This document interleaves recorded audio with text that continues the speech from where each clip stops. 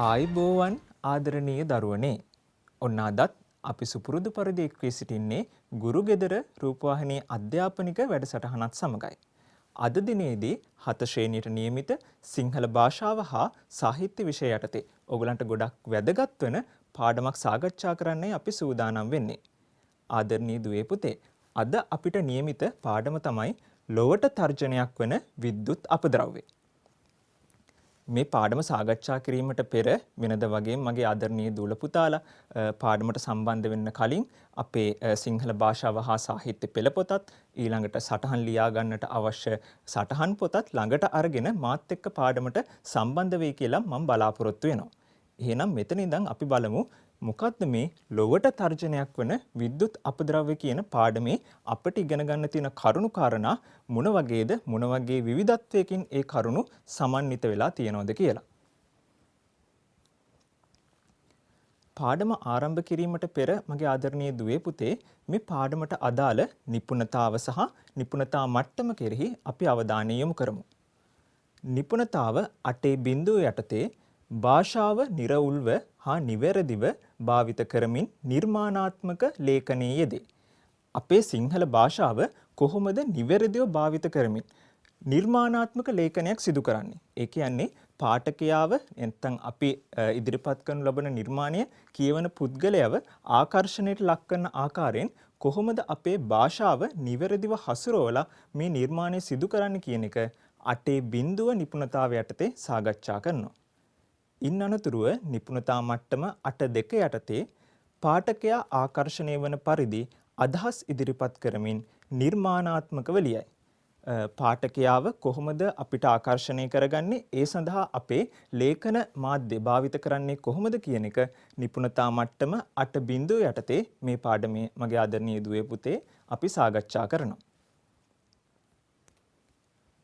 ඕනම පාඩමක් ඉගෙනීමේදී මගේ දරුවනේ ඉගෙනුම් අරමුණු තියෙනවා. එහෙම නැත්නම් ඉගෙනුම් ඵල කියලා වර්ගයක් තියෙනවා. අපි දැන් හඳුනාගනිමු මේ ලොවට තර්ජනයක් වන විද්‍යුත් අපද්‍රව්‍ය පාඩමේ අපි මොන වගේ ඉගෙනුම් අරමුණුද සාර්ථක කරගන්න ඕනේ කියන එක. පළවෙනි එක නිර්මාණාත්මක ලිපියක ලක්ෂණ හඳුන්වයි. පළවෙනි අරමුණ. දෙවෙනි අරමුණ පාඨකයා ආකර්ෂණය වන පරිදි ලිපි සකසන ආකාරය විස්තර කරයි. තුන්වෙනි අරමුණ භාෂාව නිවැරදිව භාවිත කරමින් ලියයි. මේ පාඩමේ අවසාන අරමුණ වශයෙන් මගේ ආදරණීය දුවේ පුතේ බිත්ති පුවත්පත් සහ සංගරා සඳහා නිර්මාණාත්මක ලිපි ලියයි. මෙන්න මේ අරමුණු 4 සාක්ෂාත් කරගන්නට හැකි වෙයි කියලා මම බලාපොරොත්තු වෙන මගේ ආදරණීය දූල පුතාලට මෙම පාඩම අවසානයේදී. ලොවට තර්ජනයක් වන විද්‍යුත් අපද්‍රව්‍ය. අපේ පෙළ පොතේ සඳහන් පාඩමේ නම. මේ පාඩම සකස් වෙලා තියෙන මගේ ආදරණීය දුවේ පුතේ පුවත්පත් ලිපියක් ආශ්‍රයෙන්. ඕගොල්ලෝ දන්නෝනේ අපි නිතර දිවේලේ සමාජයේ ඉන්නකොට, නිවසේ ඉන්නකොට විවිධ පුවත්පත් කියවනවා. විශේෂයෙන්ම මගේ ආදරණීය දූල පුතාලා තමන්ගේ වයස් මට්ටමට ගැලපෙන ළමා පුවත්පත්, ඒ පුවත්පත් අරගෙන පුස්තකාලයෙන් හෝ වේවා නැත්නම් පාසල් පුස්තකාලයෙන්, ප්‍රජා පුස්තකාලයකින් නැත්නම් අම්මට හරි තාත්තට හරි කියලා මේ වගේ පුවත්පත් ගෙදර ගෙනල්ලා කියවලා රස වින්දනය කරලා දැනුම ලබා ගන්නවා. අන්න ඒ වගේ ළමා පුවත්පතක පළවෙච්ච ලිපියක් ඇසුරෙන් තමයි මගේ දරුවනේ මේ ලොවට තර්ජනයක් වන විද්‍යුත් අපද්‍රව්‍ය පාඩම අපේ පෙළ පොතට සකස් කරලා දීලා තියෙන්නේ. අපි බලමු මොන පත්තරෙන්ද මේක උපුටාගෙන තියෙන්නේ, මොන වගේ කරුණුද මේකේ සමන්විත වෙලා තියෙන්නේ කියලා. කාලීන පරිසර ගැටලුවක් ආශ්‍රයෙන් සකස් වූ පුවත්පත් ලිපියකි. ආදරණීය දුවේ පුතේ, මේක කාලීන ගැටලුවක් කියලා මම සඳහන් කරාට ඇත්ත වශයෙන්ම කිව්වොත් මේක සර්වකාලීන ගැටලුවක් බවට පත් වෙලා තියෙනවා. ඒ කියන්නේ දැන් අපේ දෙමව්පියන්ගේ කාලේ ඉඳන් ඊට පෙර කාලයේ සිටම ඊළඟට අපේ වර්තමාන කාලයේදී අනාගතයේදී පවා අපිට මේ ගැටලුවට මුහුණ දීමට සිද්ධ වෙලා තියෙනවා.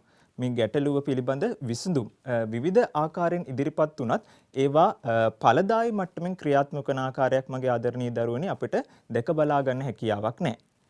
ඉන් අනතුරුව මගේ දරුවනේ මේ පුවත්පත් ලිපිය පළ වෙලා තියෙන්නේ 2012 වර්ෂයේ නොවැම්බර් මාස 19 වෙනි දින.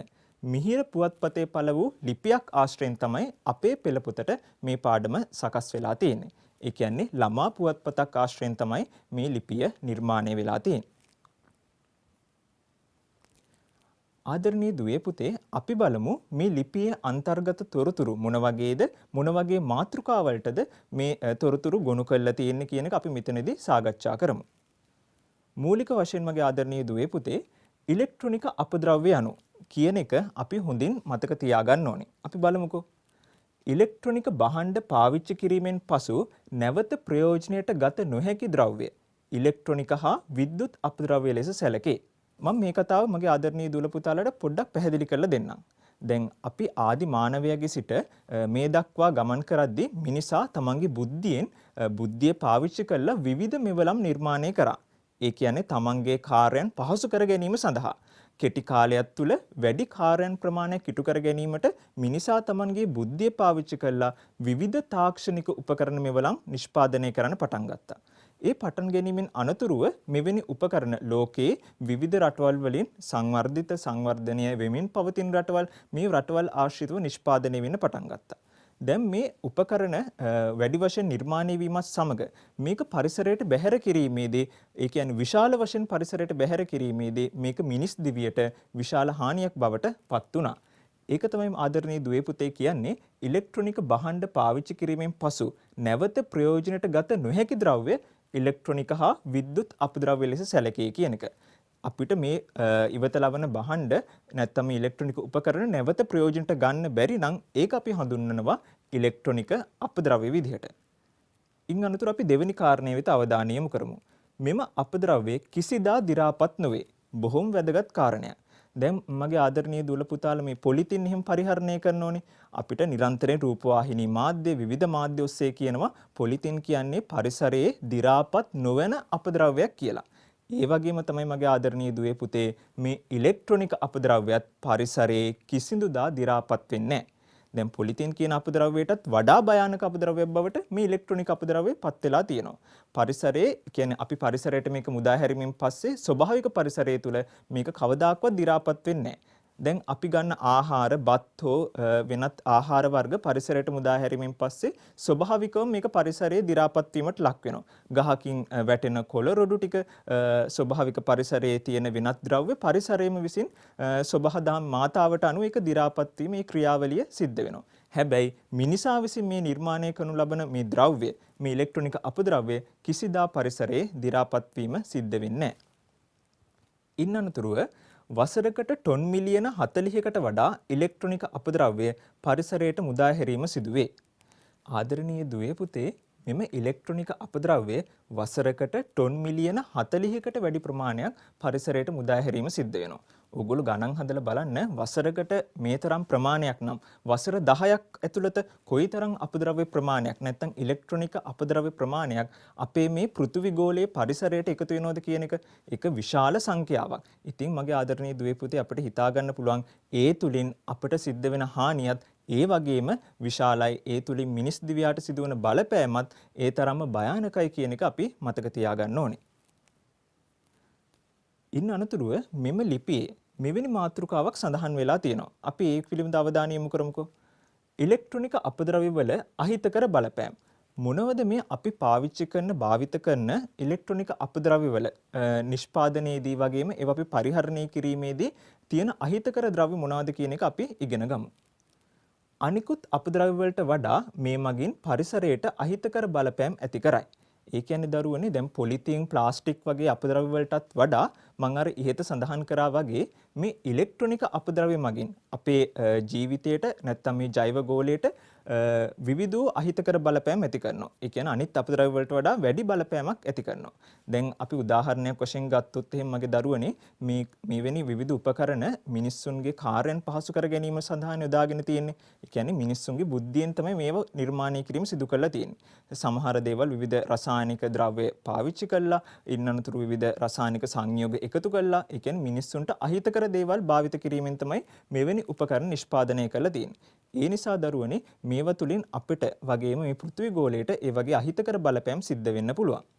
දෙවෙනි කාරණය ග්‍රෑම් 2ක මයික්‍රෝ චිපයක් භාවිතයෙන් පසු පරිසරයට මුදා හැරීමෙන් කිලෝග්‍රෑම් 26ක අහිතකර මූලද්‍රව්‍ය ප්‍රමාණයක් පරිසරයට එකතු වේ.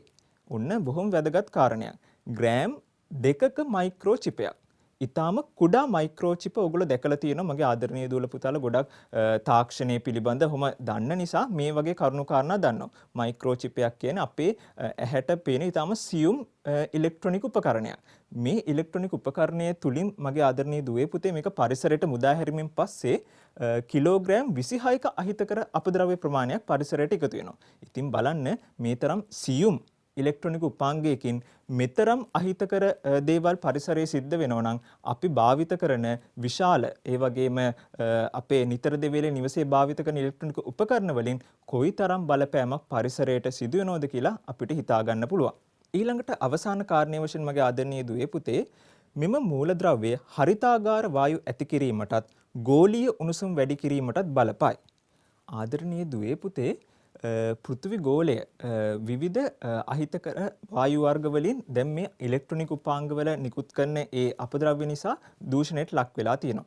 ඒ වගේම ඔයගොල්ලෝ දන්නවා පෘථිවි ගෝලය සූර්යාගෙන් එන අහිතකර කිරණ වලින් ආරක්ෂා කර ගැනීමට අපේ ඕසෝන් ස්තරය නිර්මාණය වෙලා තියෙන පෘථිවි ගෝලයේ වායු ගෝලයට ආසන්නයේදී. එහිදී මෙම හරිතාගාර වායු එම වායු ගෝලයට එකතු වීම මගින් ඕසෝන් ස්තරය සිදුරු වීමට ලක් වෙනවා. ඒ කියන්නේ පෘථිවි ගෝලයට සූර්යාගෙන් එන අහිතකර කිරණ අපේ ගෝලය තුළට නැත්නම් අපේ මිනිස් ජීවියාගේ සම තුළට ඇතුළු වීම සිද්ධ වෙනවා. ඒ තුලින් පිළිකා රෝගකාරක තව ගත්තොත් එහෙම චර්ම රෝග, ඒ කියන්නේ සමේ රෝග, ඇස්වල ඇති වෙන රෝගකාරක ඇති වෙන්න පුළුවන්. හැබැයි මගේ ආදරණීය දුවේ පුතේ මේ ඕසෝන් ස්තරයේ තියෙන නිසා මේ අපේ පෘථිවි ගෝලයට එන අහිතකර කිරණින් අපි ආරක්ෂා වෙලා තියෙනවා. හැබැයි මේ ඉලෙක්ට්‍රොනික අපද්‍රව්‍ය නිතර දෙවේලේ පිලිස්සීමෙන් ඒවා අහිතකර ආකාරයේ පරිසරයට මුදා හැරීම මගින් වර්තමානයේ වෙද්දී ඕසෝන් වියන සිදුරු වීමට ලක් වෙලා තියෙනවා. ඒ තුලින් අපේ මිනිසාගේ ජීවන පැවැත්මට අහිතකර බලපෑම් ඇති වෙලා තියෙනවා. බොහෝම භයානක කරුණු කාරණාවලට අපිට අනාගතයේදී මුහුණ දීමට සිද්ධ වෙයි කියලා බොහෝ විද්‍යාඥයින් මත පළ කරලා තියෙනවා. ඒ නිසා මගේ දරුවනේ මතක තියාගන්න මේ ඕසෝන් වියන ආරක්ෂා කරගන්න නම් අපි මේ පරිසරයට එකතු කරන ඉලෙක්ට්‍රොනික අපද්‍රව්‍ය ප්‍රමාණය අඩු කරන්න ඕනේ. නැත්නම් ඒක ඵලදායි අන්දමින් කළමනාකරණය කරගන්න ඕනේ කියන එක මතක තියාගන්න. අපි බලමු අපි නිතර දෙවේලේ භාවිත කරන ඉලෙක්ට්‍රොනික උපාංග මොනවද කියලා.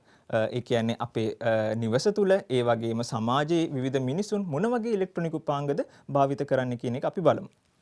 මම ඔයගලන්ට මෙතන ඉලෙක්ට්‍රොනික උපාංග කිහිපයක් ඉදිරිපත් කරලා තියෙනවා. සංයුක්ත තැටි, ප්‍රතිදීප්ත පහන්, රූපවාහිනී යන්ත්‍ර, ගණක යන්ත්‍ර, ගුවන්විදුලි යන්ත්‍ර, පරිගණක, ට්‍රාන්ස්ෆෝමර්ස්, කැමරා, ජංගම දුරකථන, වියලි කෝෂ, වෛද්‍ය උපකරණ, සුසංහිත ප්‍රතිදීප්ත පහන්. මේ ඉලෙක්ට්‍රොනික උපාංග වලින් කිහිපයක් පමණයි මගේ ආදරණීය දරුවනේ. ඒ කියන්නේ අපි නිතර දෙවේලේ භාවිත කරන උපකරණ වලින් කිහිපයක්. මීට වඩා විශාල උපකරණ ප්‍රමාණයක් අපි වර්තමාන සමාජයේදී ලෝකයේ ජීවත් වෙන මිනිසුන් භාවිත කරනවා. විශේෂයෙන් මගේ ආදරණීය දරුවනේ මේ සංයුක්ත තැටි කියන එක අපි හඳුන්වන්නේ CD තැටි කියලා. මේ CD තැටි නිර්මාණය කිරීම නැත්නම් නිෂ්පාදනය කිරීමට විවිධ රසායනික ද්‍රව්‍ය ඒ තුළට එකතු කරනවා. මේවා පිලිස්සීම මගින් පරිසරයට මුදා හැරීම මගින් අහිතකර වායු වර්ග වායුගෝලයට එකතු වෙනවා. ඒ වගේම එම අහිතකර මූලද්‍රව්‍ය පරිසරයට එකතු වෙනවා. ඒ නිසා තමයි මගේ දරුවනි මේවල භයානකකම එන්නම වැඩි වෙන්නේ. ඊළඟට මගේ ආදරණීය දුවේ පුතේ බලන්නකෝ මේ ගුවන් විදුලි යන්ත්‍ර, රූපවාහිනී යන්ත්‍ර දැන් සොයාගෙන අවුරුදු 100කටත් වඩා වැඩි කාලයක් ගත වෙලා තියෙනවා. හැබැයි මේ යන්ත්‍රවල කාලෙන් කාලයට විවිධ ආකාරයේ ආකෘති එලි දක්වනවා. ඒ කියන්නේ තාක්ෂණික වශයෙන් විවිධ උපකරණ රූපවාහිනී යන්ත්‍ර කියන්නේ විශාල රූපවාහිනී යන්ත්‍ර ගුවන් විදුලි යන්ත්‍රවල හැඩරුව වෙනස් වෙලා තාක්ෂණික වශයෙන් දියුණු වෙලා තියෙනවා. ඒ කියන්නේ එන්න ලෝකයේ මේ උපකරණ නිෂ්පාදනය වීම එලි දැක්වීම වැඩි වෙනවා. එතකොට හිතා ගන්න පුළුවන් දරුවනේ ලෝකෙ මේ තාක්ෂණෙත් එක්ක මෙවැනි උපකරණ තව නිෂ්පාදනය කිරීමෙන් ජනතාව අතර බෙදා හැරීම සිදු කිරීම මගින් ලෝකයේ අපි මුහුණ දෙලා තිබෙන මේ තර්ජනය තවදුරටත් වැඩි වෙනවා කියන එක හිතා ගන්න අපිට පුළුවන්. අපි භයානක ආකාරයට පරිසරයට වගේම අපටත් විශාල හානියක් සිදු කරනවා කියන එක මෙහිදී අපි මතක තියාගන්න ඕනේ. ඊළඟට තව වැදගත් කාරණයක් තමයි මගේ ආදරණීය දරුවනේ සංවර්ධ රටවල් විසින් නිපදවන පරිගණක ප්‍රමාණයෙන් 50% ප්‍රමාණයක් භාවිතෙන් පසුව සංවර්ධනය වෙමින් පවතින රටවලට නොමිලේ හෝ සුළු මුදලකට ලබා දේ. ලෝකේ තියෙන මගේ දරුවනේ සංවර්ධිත රටවල්, සංවර්ධනය වෙමින් පවතින රටවල් සහ දිලිඳු රටවල් කියලා. ඔයගොල්ලෝ අහලා තියෙනවා රූපවාහිනී මාධ්‍ය ඔස්සේ පාසල් ගුරුවරු එහෙම ඔයගලන්ට කියලා දීලා ඇති. ලෝකේ නිර්මාණය කරන නැත්නම් නිෂ්පාදනය කරන බොහෝ ඉලෙක්ට්‍රොනික උපකරණ මගේ ආදරණීය දරුවනේ නිෂ්පාදනය කරනු ලබන්නේ සංවර්ධිත රටවල්. ඒ කියන්නේ දියුණු රටවල් තමයි මේ උපකරණ බොහොමයක් ලෝකයට හඳුන්වා දෙන්නේ. හැබැයි ඒගොල්ලෝ මොනවද දන්නවද කරන්නේ? ඒගොල්ලන්ගේ ප්‍රයෝජනීය මේ උපකරණ වලින් අරගෙන ටික කාලයක් ගියාට පස්සේ ඒ උපකරණ වලින් 50% සංවර්ධන වෙමින් පවතින සහ දිලිඳු රටවල් වලට ලබා දෙනවා. එක්කෝ නොමිලේ සහ නැත්නම් සුළු මුදලකට මේක ලබා දීම සිද්ධ වෙනවා. ඉතින් අර රටවල් මොකද කරන්නේ? ඒ උපකරණ ඉක්මනට ගන්නවා. මොකද අඩු මුදලකට ලැබෙන්නේ නැත්නම් සමහර වෙලාවට සුළු මුදලකට. ඉතින් අර රටවල් වල වසර කිහිපයක් පාවිච්චි කළා තමයි අපිට හම්බ වෙන්නේ. එතකොට මෙහි පාවිච්චි කරාමින් පස්සේ ටික කාලයක් යනකොට ඔන්න මේ පරිගණකයේ ක්‍රියා විරහිත වෙනවා. නැත්නම් වෙනත් රූපවාහිනී යන්ත්‍රයක් වසර කිහිපයක් පරිහරණය කරද්දී ඒකේ කාර්මික දෝෂ ඇති වෙන්න පුළුවන්. ඉතින් මගේ දරුවනේ මේ වගේ භාවිතෙන් ඉවතලාන උපකරණ සංවර්ධන වෙමින් පවතින අපි වගේ රටවල් වලට නිකුත් කිරීම මගින් අපේ රටවල් දරුවනේ මේ ඉලෙක්ට්‍රොනික උපාංග ගොඩගසන කුණු ගොඩවල් බවට පත් වෙනවා. ඕගලන්ට මේ කාලීන වශයෙන් විවිධ ප්‍රවෘත්ති ඒ පිළිබඳ අසන්නට ලැබෙන්නට ඇති.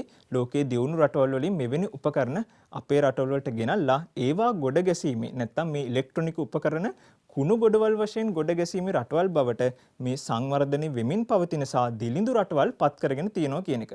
ඒක මිනිස් පැවැත්මට සුදුසු ක්‍රියාවක් නෙමේ දරුවනේ. ඒක ඇත්තටම ලෝකයේ රටවල් වල මිනිසුන්ට කරන ඊටාම පාප ක්‍රියාවක් වශයෙන්ද අපිට හඳුන්වන්න පුළුවන් තවත් රටක් නිකරුණේ ආපදාවකට ලක් කිරීමක් විදිහට සඳහන් කරන්න පුළුවන්. ඉන් අනතුරුව සංවර්ධනයේ වෙමින් පවතින රටවල් අපද්‍රව්‍ය රැස් කරන ස්ථාන බවට වර්තමානයේ පත් වී තිබෙනවා. විශේෂයෙන්ම අපි වගේ රටවල් මෙහිදී උදාහරණ වශයෙන් අපිට ගෙනහැර දක්වන්න පුළුවන්. ඊළඟ මාතෘකාව වෙත අපි අවධානය යොමු කරමු අපේ මේ පෙළ පොතේ සඳහන් පුවත්පත් ලිපියේ සඳහන් වන මේ ඉලෙක්ට්‍රොනික උපාංග පිළිබඳ දැක්වෙන පාඩමේ.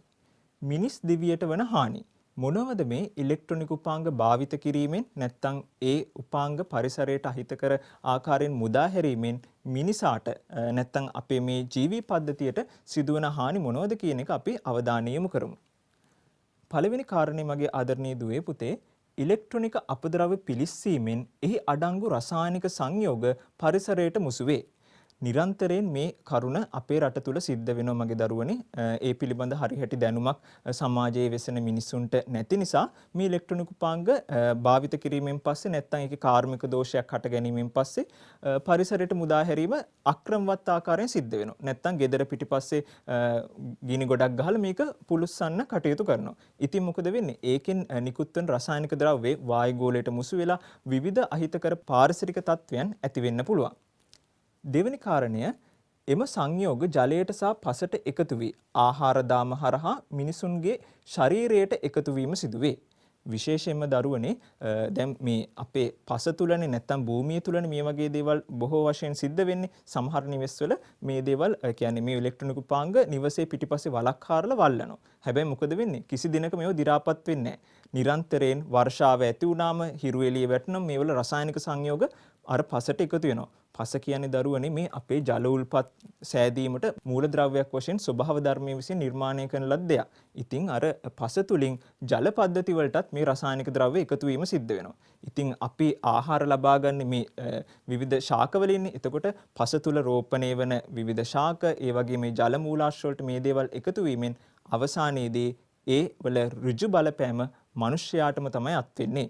ඒ නිසා අවසානයේදී මේ පාරිසරික පද්ධතිය තුළ සිදුවන වෙනස්කම් නැත්තම් මේ විපර්යාසයන් වල අවසාන ප්‍රතිඵලය මිනිස්යාට බලපානවා කියලා මතක තියාගන්න. එහි ප්‍රතිඵලයක් ලෙස මිනිසුන්ට විවිධ ලෙඩ රෝග වැළඳීම සිද්ධ වෙනවා.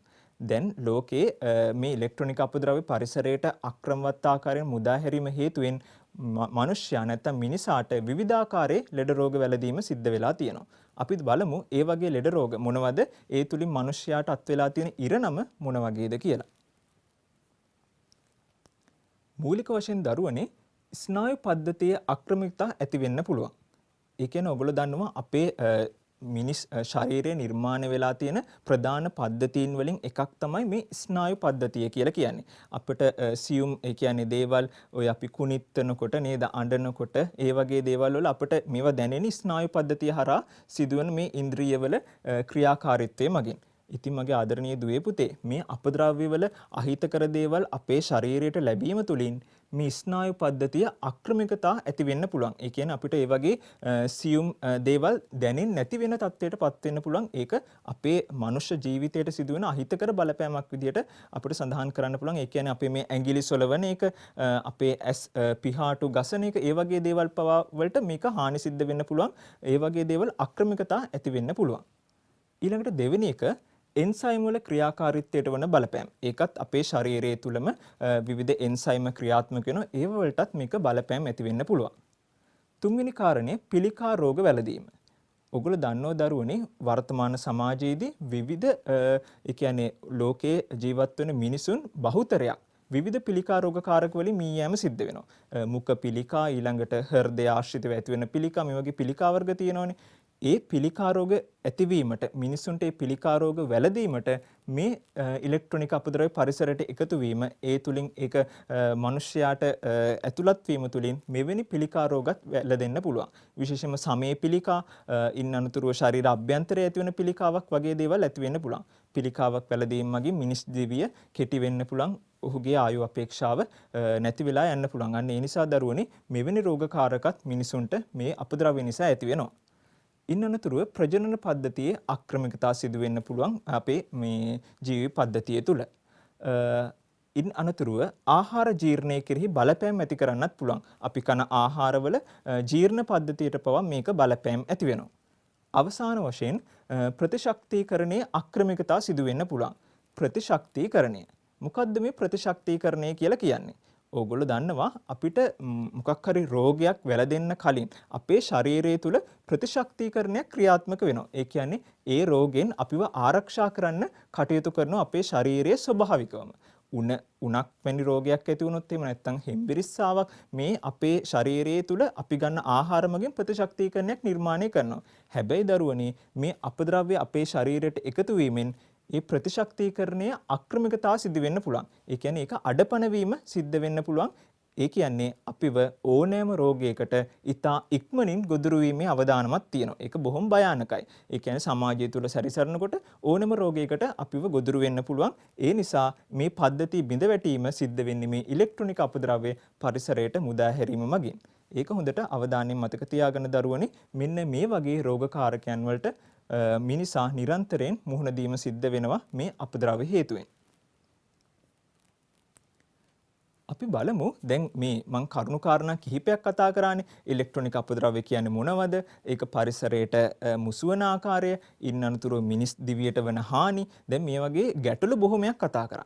දැන් මගේ දරුවනේ මේ මිහිර පුවත්පතේ පළවෙච්ච මේ ලිපියට අපිට විසඳුමකුත් ලබා දීලා තියෙනවා. ඒ කියන්නේ කොහොමද මේ ඉලෙක්ට්‍රොනික අපද්‍රව්‍ය කළමනාකරණය කරන්නේ? කොහොමද ඒ දේවල් අපි නිවැරදිව හසුරවන්නේ කියන එකට විසඳුමක් ලබා දීලා තියෙනවා. ඇත්තෙම දරුවනේ දැන් ඉලෙක්ට්‍රොනික උපාංග නැතුව වර්තමානයේ මනුෂ්‍ය ජීවියාට ජීවත් වෙන්න හැකියාවක් නැහැනේ. අපි මේ දේවල් වලට හුරු වෙලා තියෙන්නේ. මේ දේවල් අපේ කාර්යයන් පහසු කර ගැනීම සඳහා යොදා ගන්නවා. දැන් මේ ඔක්කොම අයින් කළා අපිට ජීවත් වෙන්න හැකියාවක් නැහැ. ඒ නිසා මේකට සුදුසු යෝජනා මාලාවක් මේ පුවත්පත් ලිපිය ඉදිරිපත් කරලා තියෙනවා. අපි බලමු ඒ යෝජනා මොනවද කියලා. අංක 1. ඉලෙක්ට්‍රොනික හා විද්‍යුත් උපකරණ අවශ්‍ය නම් පමණක් මිලදී ගැනීම. බොහොම වැදගත් කාරණයක්. මම මෙතනදී ඔයගලන්ට පොඩි උදාහරණයක් ගේන්නම් අපේ රට ගැනම. ඔයගොල්ලෝ දන්නවද මගේ දරුවනේ මේ ළඟදී අපේ රටේ සමීක්ෂණයක් කරලා තියෙනවා අපේ රට තුල කොතරම් ජංගම දුරකථන ප්‍රමාණයක් පාවිච්චි වෙනවද කියන එක. ඔයගොල්ලෝ දන්නවද ජංගම දුරකථන කිව්වම? එතකොට මගේ දරුවනේ අපේ රටේ සිටින ජන සංඛ්‍යාවට වඩා දෙගුණයක වැඩි ප්‍රමාණයක් ජංගම දුරකථන අපේ රට තුල භාවිත වෙනවලු. ඉතින් ඔයගලන්ට හිතා ගන්න පුළුවන්ද? ඒ කියන්නේ එක පුද්ගලයෙකුට අඩුම තරම ජංගම දුරකථන දෙකක්වත් තියෙනවලු. ඉතින් මේකේ මාතෘකාව හැටියට ගත්තොත් එහෙනම් මගේ දරුවනේ උපකරණ අවශ්‍ය නම් පමණක් මිලදී ගැනීම. ඒ කියන්නේ අවශ්‍යතාවය නැතුව අපේ මිනිස්සු මෙවැනි උපකරණ මිලදී අරන් තියෙනවා. ඒ තුලින් මේ පරිසරයට හානියක් සිද්ධ කරලා තියෙනවා. හැබැයි අපි මෙහිදී අවධානය කරන්න ඕනේ මගේ දරුවනේ අපිට අවශ්‍ය උපකරණ පමණක් අපි මිලදීගෙන අපේ මේ පරිසරය ආරක්ෂා කර ගැනීමට කටයුතු කරන්න වග බලා ගන්න ඕනේ. ඉන් අනතුරුව අලුත් වැඩි ආකාර නැවත භාවිත කිරීම. දැන් ගෙදර ඔන්න රූපවාහිනී යන්ත්‍රයේ පොඩි දෝෂයක් හටගත්තම අපි මොකද කරන්නේ? නෑ මේක හරියන්නේ නෑ තාත්තා මේක හරියන්නේ නෑ යමි අපි අලුත් රූපවාහිනී යන්ත්‍රයක් මිලදී ගමු. මේ අද කාලේට ගැලපෙන නේද? විශාල තිරයක් තියෙන රූපවාහිනී යන්ත්‍රයක් මිලදී ගමු කියලා ඔන්න අම්මට තාත්තට යෝජනා කරනවා. ඉතින් අර උපකරණයේ තියෙන්නේ කලින් භාවිත කරපු උපකරණයේ තියෙන ඊටාම පොඩි දෝෂයක්. ඒක හදාගෙන අපිට නැවත භාවිත කරන්න පුළුවන්. අපි මොකද කරන්නේ? අර උපකරණයේ තියෙද්දි ඔන්න නැවත අලුත් උපකරණයක් රූපවාහිනී යන්ත්‍රයක් අපිට ගේනවා. ඉතින් දරුවනේ අලුත් වැඩියාකර භාවිත කරන්න හැකියාව තියෙද්දි අපි ඒ දේ නොකර වෙනත් උපකරණයක් ගේම තුලින් මේ නිරන්තරයෙන් පරිසරයට එකතු වන ඉලෙක්ට්‍රොනික අපද්‍රව්‍ය දෛනිකව වැඩිවීමක් සිද්ධ වෙනවා. ඉන් අනතුරුව තුන්වෙනි කාරණය නැවත භාවිතයට ගත නොහැකි උපකරණ ප්‍රතිචක්‍රීකරණයට යොමු කිරීම. මේක බොහොම වැදගත් කාරණයක්. දැන් දෝෂ හට ගැනීමෙන් කිසිදා භාවිත කරගන්න බැරි උපකරණ තියෙනවනේ. අපිට පුළුවන් දරුවනේ ඒවා ප්‍රතිචක්‍රීකරණ මධ්‍යස්ථාන කරා යොමු කරන්න. ඒ ඔස්සේ ඒවා මේ වෙනම උපකරණ වල කොටස් වෙන් කළා ඒ අදාළ පුද්ගලයන් විසින් වෙනත් උපකරණ නිෂ්පාදනය කිරීම සිදු කරන්න පුළුවන්. වර්තමාන ශ්‍රී ලංකාවේ මෙවැනි ආයතන කිහිපයක් තියෙනවා.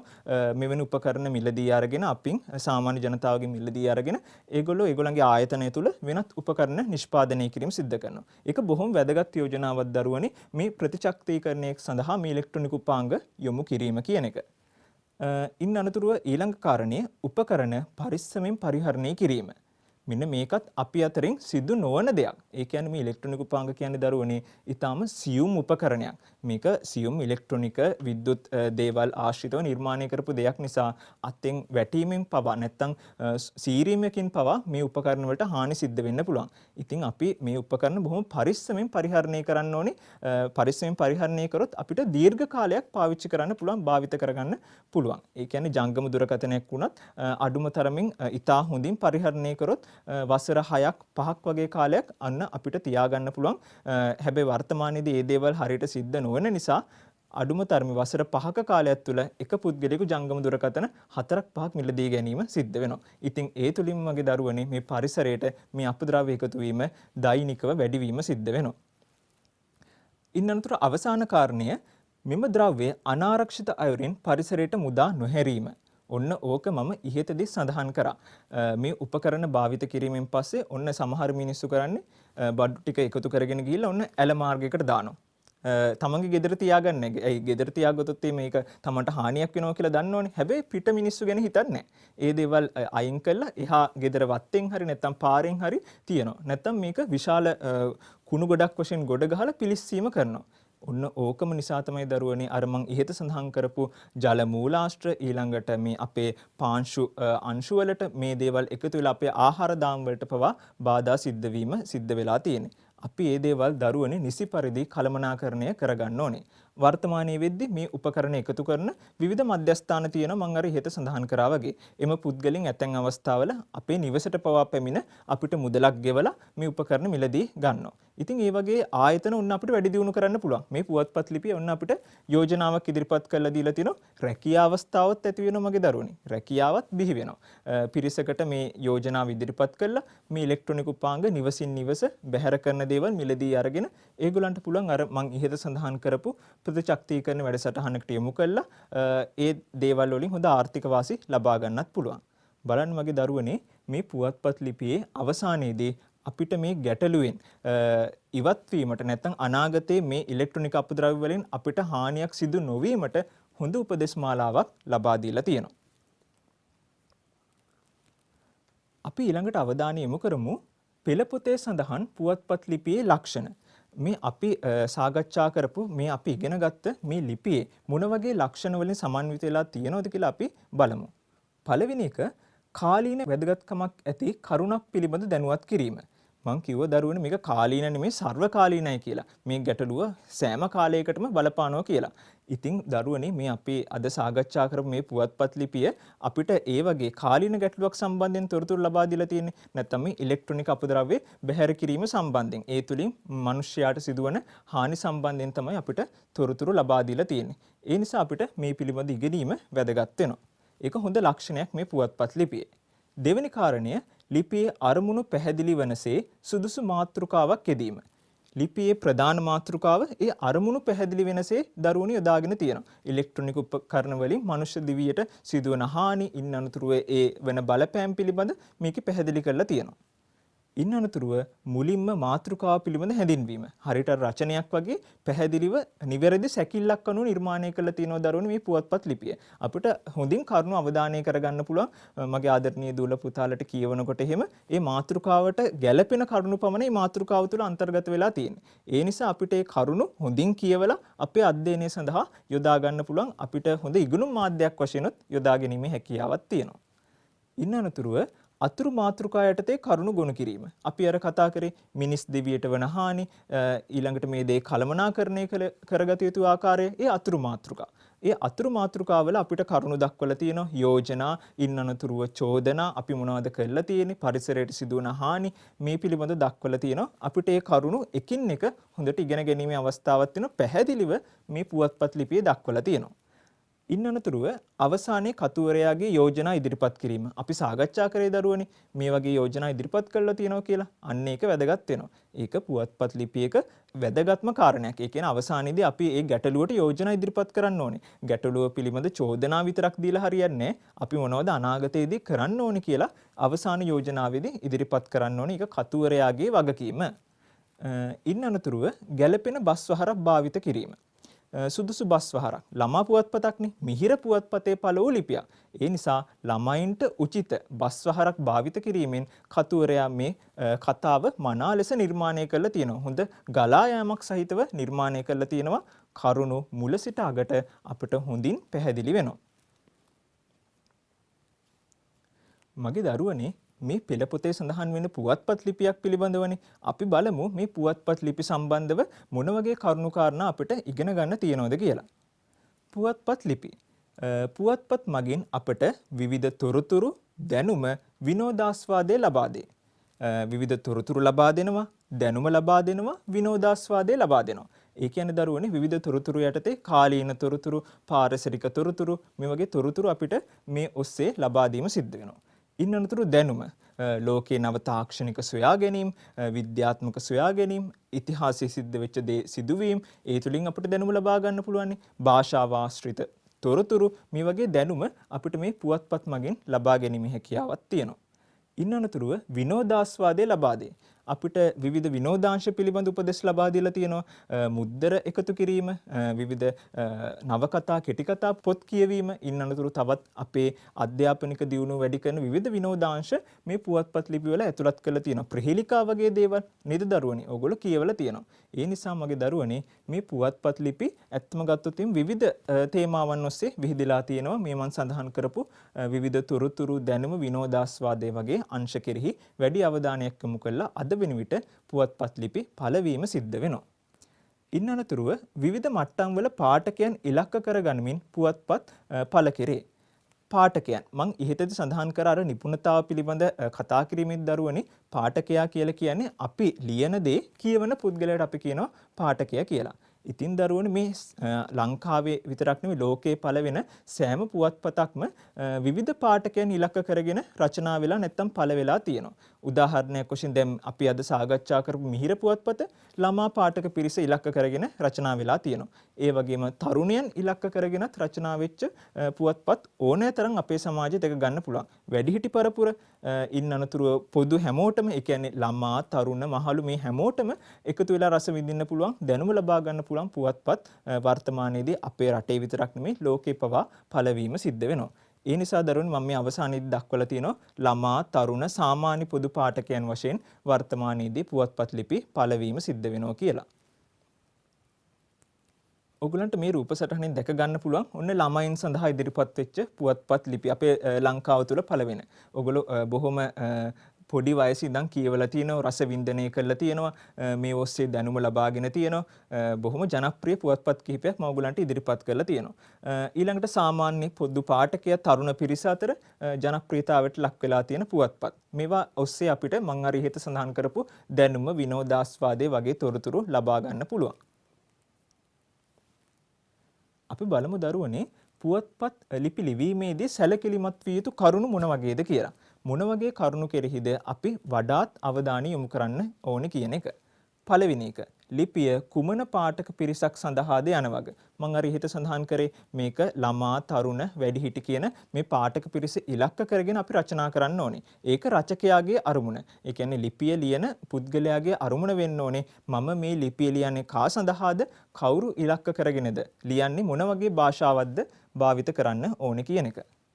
දෙවෙනි එක පාඨක පිරිසට ගැලපෙන සුදුසු බස් වහරක් යොදා ගැනීම. මම අර සඳහන් කරේ ඒ යෝග්‍ය බස් වහර අපි යොදා ගන්න ඕනේ. නැත්නම් ඒ වයස් සීමාවට එහා ගිය බස් වහරක් යොදාගත්තොත් එහෙම මගේ දරුවනේ දැන් කුඩා ළමයින්ට එහෙම එක කියවන්න බෑ. ඕගලන්ට එහෙම ඒ භාෂාව පිළිබඳ වැඩි අවබෝධයක් ලබා ගැනීමේ හැකියාවක් නැහැ. ඒ කරුණ පිළිබඳ හොඳින් තේරුම් ගැනීමේ අවස්ථාව මගහැරෙන්න පුළුවන්. ඒ නිසා කතුවරයාගේ වගකීම තමයි යෝග්‍ය බස් වහර වයස් සීමා මට්ටම් වලට ගැලපෙන ආකාරයෙන් ඉදිරිපත් කිරීම. ඉන් අනතුරුව පාඨකයාගේ සිත් ඇදගන්නා සුළු බව. ආදරණීය දුවේ පුතේ මේ රචකයා විසින් ඉදිරිපත් කරනු ලබන මේ පුවත්පත් නිර්මාණාත්මක ඉදිරිපත් කිරීම රචකයාගේ මූලික වගකීමක්. ඒ තුලින් තමයි පාඨකයා ඒ පුවත්පතට නැත්නම් ඒ අඩංගු ලිපියට ආකර්ෂණය වීම සිද්ධ වෙන්නේ. අවසාන කාරණය මාතෘකාවට අදාළ බව. දැන් අපි සාකච්ඡා කරපු මේ ඉලෙක්ට්‍රොනික අපද්‍රව්‍ය පිළිබඳ මේ පුවත්පත් ලිපියේ මාතෘකාවෙන් පිට කිසිදු කරුණක් සඳහන් කරලා තිබ්බේ නැහැ මගේ දරුවනේ. ඒ අදාළ මාතෘකා ඉන් අනතුරුව අනුමාතෘකා වලට ගැලපෙන විදිහට කරුණු මනා ලෙස ගොඩනංවලා තිබ්බා. මම අර කිව්වේ මේක හොඳ ගලා යෑමක් සහිතව ඉදිරිපත් කරලා තිබ්බා. ඒ නිසා අපි පුවත්පත් ලිපියක් ලිවීමේදී වග බලා ගන්න ඕනේ මාතෘකාවට ගැලපෙන ආකාරයෙන් ලිපිය සකස් කිරීමට. ඉන්න අනතුරු මගේ දරුවනේ පුවත්පත් ලිපියෙන් දැන් අපි ඒ කරුණු කාරණා ඉගෙනගෙන අපි දැන් යම් බිත්ති පුවත්පතක් කියන්නේ මොනවද? බිත්ති පුවත්පත් වලින් අපිට ඉගෙන ගන්න දේවල් මොන වගේ දේවල්ද තියෙන්නේ කියන එක අපි අවධානය යොමු කරමු. බිත්ති පුවත්පත්. බිත්ති පුවත්පත් කියන්නේ මගේ දරුවනේ තොරතුරු sannivedanaya සඳහා යොදාගත හැකි මාධ්‍යයකි. පුවත්පත් ලිපියක් කියන්නේ තොරතුරු sannivedanයට යොදා ගන්න මාධ්‍යයක්. ඒ වගේම බිත්ති පුවත්පත් ලිපියකුත් කියන්නේ මේ තොරතුරු sannivedanaya සඳහා යොදා ගන්න මාධ්‍යයක්. අපි බලමු මොකද්ද මේ බිත්ති පුවත්පත කියලා කියන්නේ කියන එක අවධානය යොමු කරමු. සවි කරන ලද පෝරුවක හෝ අලවන ලද කඩදාසියක පෙළගස්වා ඇති ගද්‍ය පද්‍ය නිර්මාණ ප්‍රහේලිකා චිත්‍ර විවිධ තොරතුරු බිත්ති පුවත්පතක් ලෙස හැඳින්වේ. එක්ක මේක අලවන ලද කඩදාසියක. ඒ කියන්නේ බිත්තිය අලවන ලද කඩදාසියක නැත්තම් සකස් කරන ලද පෝරුවක නිර්මාණය කරන්න පුළුවන්. එම අදාළ කඩදාසිය හෝ පෝරුව තුල ගද්‍ය නිර්මාණ, පද්‍ය නිර්මාණ, ප්‍රහේලිකා, චිත්‍ර අඩංගු දේ බිත්ති පුවත්පතක් විදිහට දරුවනේ අපිට හඳුන්වන්න පුළුවන්. මේක ඔයගලන්ට ගොඩක් සමීපයි. පාසල් පන්ති කාමරයේදී පාසල තුල මෙවැනි බිත්ති පුවත්පත් ඔයගොල්ලෝ හොඳින් දැක තියෙනවා, අධ්‍යයනය කරලා තියෙනවා. අපි බලමු පාසලක අපට හමු වෙන බිත්ති පුවත්පත් මොන වගේද මොන කාණ්ඩ වලටද ඒවා වෙන් වෙලා තියෙන්නේ කියලා. පළවෙනි එක පාසලේ බිත්ති පුවත්පත. ඒ කියන්නේ පාසලේ පරිශ්‍රය තුල හැමෝටම පොදුවේ පේන ස්ථානයක හැමෝම වැඩිපුර ගැවසෙන ස්ථානයක මේ බිත්ති පුවත්පත නිර්මාණය කරන්න පුළුවන්. ඕගොල්ලන්ගේ පාසලෙත් මේ දේවල් ඇති ආදරණීය දුවේ පුතේ. ඒක ටිකක් විශාලව ඉදිරිපත් කරනවා විවිධ නිර්මාණ ඇතුළත් කරලා. ඉන් අනතුරුව පාසලේ විවිධ සංගම් වල බිත්ති පුවත්පත්. ඔයගොල්ලෝ දන්නෝනේ පාසලේ විවිධ සංගම් තියෙන මගේ ආදරණීය දුවේ පුතේ. සිංහල භාෂාව හා සාහිත්‍ය සංගමය, ආගමික සංගමය, ඊළඟට තව විද්‍යා හා තාක්ෂණික සංගම්, ගණිත සංගම් කියලා විවිධ සංගම් පාසල් ආශ්‍රිතව නිර්මාණය වෙලා ඒවල සමාජිකාවන් වෙන් වශයෙන් ඉන්නවා. දැන් දරුවනේ පාසල් වල මේ සංගම් ආශ්‍රිතවත් ඒවට ආවේනිකව බිත්ති පුවත්පත් තියෙනවා. ඒ කියන්නේ සිංහල භාෂාව හා සාහිත්‍ය සංගමයට රචනා, ගද්‍ය නිර්මාණ, පද්‍ය නිර්මාණ ඇතුළත් කරලා ඔන්න ඒ ආශ්‍රිතව තියෙන සංගම් ආශ්‍රිත බිත්ති පුවත්පතක් විදිහට අපිට දක්වන්න පුළුවන්. විද්‍යා හා තාක්ෂණික වශයෙන් නව සොයා ගැනීම, ඉන්නතුරු ලෝකයේ අලුත් දේවල් නිපදවීම, විද්‍යාඥයින් පිළිබඳ තොරතුරු ඇතුළත් වෙලා ඒ සංගම් වල බිත්ති පුවත්පත් වල ඉදිරිපත් වෙලා තියෙනවා. අන්න ඒවා අපිට මෙතනදී උදාහරණ වශයෙන් ගන්න පුළුවන්. ඉන් අනතුරුව පන්තියේ අපිට පන්ති කාමරය තුල දැක ගැනීමට තියෙන පන්ති බිත්ති පුවත්පත. ඒක ගොඩක් දරුවනේ ඔයගොල්ලෝ පන්ති කාමරය තුල ඉගෙනුම් ඉගැන්වීම් ක්‍රියාවලියේ නිරත වෙලා ඉන්නකොට මේක හොඳින් දැක තියෙනවා. ප්‍රධාන විෂයන් 9ට අදාළ වෙච්ච බිත්ති පුවත්පත් පන්තියේ බිත්තිය පුරාවටම ඔයගොල්ලෝ දැකලා තියෙනවා, ඉදිරිපත් කරලා තියෙනවා. ඔයගොල්ලෝගේම නිර්මාණ තමයි ඒ තුල ඇතුළත් වෙලා තියෙන්නේ. ගණිතයට, සිංහල විෂයට, විද්‍යාව විෂයට මේ වගේ තොරතුරු ඇතුළත් වෙලා තියෙනවා. දැන් ගණිතය වගේ විෂයන් වල විවිධ ඝන වස්තු පිළිබඳ තොරතුරු අපිට ඇතුළත් කරන්න පුළුවන්. සිංහල විෂයේදී විවිධ කාව්‍ය නිර්මාණ මම අර ඊට සඳහන් කරපු රචනා මාතෘකාව ඔස්සේ රසවත් රචනා නිර්මාණ ඇතුළත් කිරීමේ හැකියාවක් තියෙනවා. අන්න ඔය වගේ දරුවනේ පාසල තුල අපිට පාසලේ බිත්ති පුවත්පත, පාසලේ විවිධ සංගම්වල බිත්ති පුවත්පත, ඉන් අනතුරුව පන්ති කාමරය තුලත් විවිධ විෂයන් අනුව බිත්ති පුවත්පත් දැක ගැනීමේ හැකියාවක් තියෙනවා. අපිට මේ සඳහා සුදුසු මාතෘකාවක් යෝජනා කරන්න පුළුවන් මේ අදාළ බිත්ති පුවත්පත් වලට. කැටපත් පවුර කියන්න පුළුවන්, උල්පත කියලා නම යෝජනා කරන්න පුළුවන්. ඒ අදාළ නිර්මාණ වලට ගැළපෙන විදිහට මේ බිත්ති පුවත්පතට ඉහළින් ඒ මාතෘකාව ඒ සකස් කරන පෝරුව හෝ ඒ කඩදාසියට ඉහළින් අපිට ඒ නම සඳහන් කරන්න පුළුවන්. අනිත් එක තමයි මගේ ආදරණීය දුවේ පුතේ මේ බිත්ති පුවත්පත් ආශ්‍රිතව තොරතුරු දැන ගැනීම sannivedanaya කිරීමේ හැකියාව සීමිතයි. ඒ කියන්නේ සීමිත වපසරියක් තුරන මේක ක්‍රියාත්මක වෙන්නේ. දැන් පුවත්පත් ලිපියක් නම් පාඨක පිරිස බොහෝ රට පුරාම ව්‍යාප්ත වෙනවා. හැබැයි බිත්ති පුවත්පත් මේ අදාළ ස්ථානවල සිටින පිරිසට දැන ගැනීමේ හැකියාව නැත්නම් තොරතුරු sannivedanaya කිරීමේ හැකියාව පමණයි පවතින්නේ. අන්න ඒ ගැනත් අවධානය යොමු කරන්න. ඉන් අනතුරුව පාසල තුල මෙන්ම වෙනත් ආයතනවලද බිත්ති පුවත්පත් දැකිය හැකිය. ඒ කියන්නේ දරුවනේ පොදු ස්ථානවල දුම්රිය පොළ, බස් නැවතුම් පොළ, රෝහල වගේ ස්ථානවලත් අපිට මෙවැනි ආකාරයේ බිත්ති පුවත්පත් දැක ගැනීමේ හැකියාවක් තියෙනවා. අපි බලමු මේ බිත්ති පුවත්පත් වල ඇතුළත් වෙලා තියෙන නිර්මාණ මොන වගේද, මොන වගේ විෂයන් වලටද ඒවා වෙන් වෙලා තියෙන්නේ කියලා. ගද්‍ය ලිපි ඇතුළත් වෙලා තියෙනවා. කවිපන්ති, කෙටි කතා, චිත්‍ර, විවිධ තොරතුරු, පාසල් ප්‍රවෘත්ති වගේ දේවල් මේ බිත්ති පුවත්පත් වල ඇතුළත් වෙලා තියෙනවා. ගද්‍ය ලිපි යටතේ අපි ලියන රචනා උන්න ඇතුළත් කරන්න පුළුවන්. පද්‍ය නිර්මාණ නැත්නම් කවිපන්ති යටතේ අපි ලියන විවිධ පද්‍ය නිර්මාණ තියෙනවා දරුවනේ. ස්වභාව සෞන්දර්ය පිළිබඳ, පවුලේ සමාජිකයන් පිළිබඳ, සුරතල් සත්වයා පිළිබඳ ඔන්න මගේ ආදරණීය දුල පුතාලා ඒ වගේ පද්‍ය නිර්මාණ ලියනෝනේ. ඒව ඇතුළත් කරන්න පුළුවන් මේ බිත්ති පුවත්පතට. ඉන් අනතුරුව කෙටි කතා නිර්මාණය කිරීමේ හැකියාවක් තියෙනවා. චිත්‍ර නිර්මාණ ගොඩක් ආසයින් මගේ ආදරණීය දරුවෝ චිත්‍ර අඳින්න විවිධ සිතුවම්, මෝස්තර නිර්මාණ, කැටයම් නිර්මාණ, ලස්සන්ට දියසායම් සහ පාටකුරු භාවිතෙන් අඳින්න කැමතිනේ. අන්න ඒ වගේ නිර්මාණත් ඇතුළත් කරන්න පුළුවන්. ඉන් අනතුරුව විවිධ තොරතුරු ලෝකයේ තුල කාලීන වශයෙන් ඉදිරිපත් වෙලා තියෙන විවිධ තොරතුරු විවිධ මාතෘකාවලට ගැලපෙන විදිහට විද්‍යාව, තාක්ෂණික, ගණිතය, භාෂාව වගේ අංශ හරහා මේ ලිපි ඇතුළත් කිරීමේ හැකියාවක් තියෙනවා. ඉන් අනතුරුව පාසල් ප්‍රවෘත්ති පාසලේ විශේෂ උත්සවයක් පිළිබඳව අපිට ඒ කරුණු කාරණා ඇතුළත් කරලා මේ බිත්ති පුවත්පතට තොරතුරු ඇතුළත් කිරීමේ හැකියාවක් තියෙනවා. මේ මම දක්වලා තියෙන රූප සටහන් ඔස්සේ ඔයගලන්ට දරුවනේ වඩාත් මේ කරුණු පැහැදිලි වෙයි. අපිට මේ වගේ චිත්‍ර නිර්මාණ, ඉන් අනතුරු මේ පද්‍ය නිර්මාණ, ගද්‍ය නිර්මාණ ඇතුළත් කිරීමේ හැකියාවක් තියෙනවා. අපි ඊළඟට අවධානය යොමු කරමු බිත්ති පුවත්පත් සකස් කිරීමේදී සැලකිලිමත් විය යුතු කරුණු මොන වගේද? මොන වගේ කරුණු කෙරෙහිද අපි වඩාත් සැලකිලිමත් විය යුත්තේ කියන එක අපි මෙතනදී අවධානය යොමු කරමු. පළවෙනි එක දිනපතා පත්‍රයක මුල් පිටුවේ ආකෘතියට අනුව සකස් කිරීම. ඒ කියන්නේ අපි අර සඳහන් කරපු පුවත්පත් ලිපිය මතකයිනේ. ඔයගොල්ලෝ දන්නව දරුවනේ පුවත්පත් ලිපියක නැත්තම් පත්‍රයක මුල් පිටුවේ ආකෘතිය ඔයගොල්ලෝ ඕනතරම් දැකලා තියෙනවා. අන්න ඒ විදිහට අපිට මේ බිත්ති පුවත්පතේ මුල් ආකෘතිය සකසා ගන්න පුළුවන්.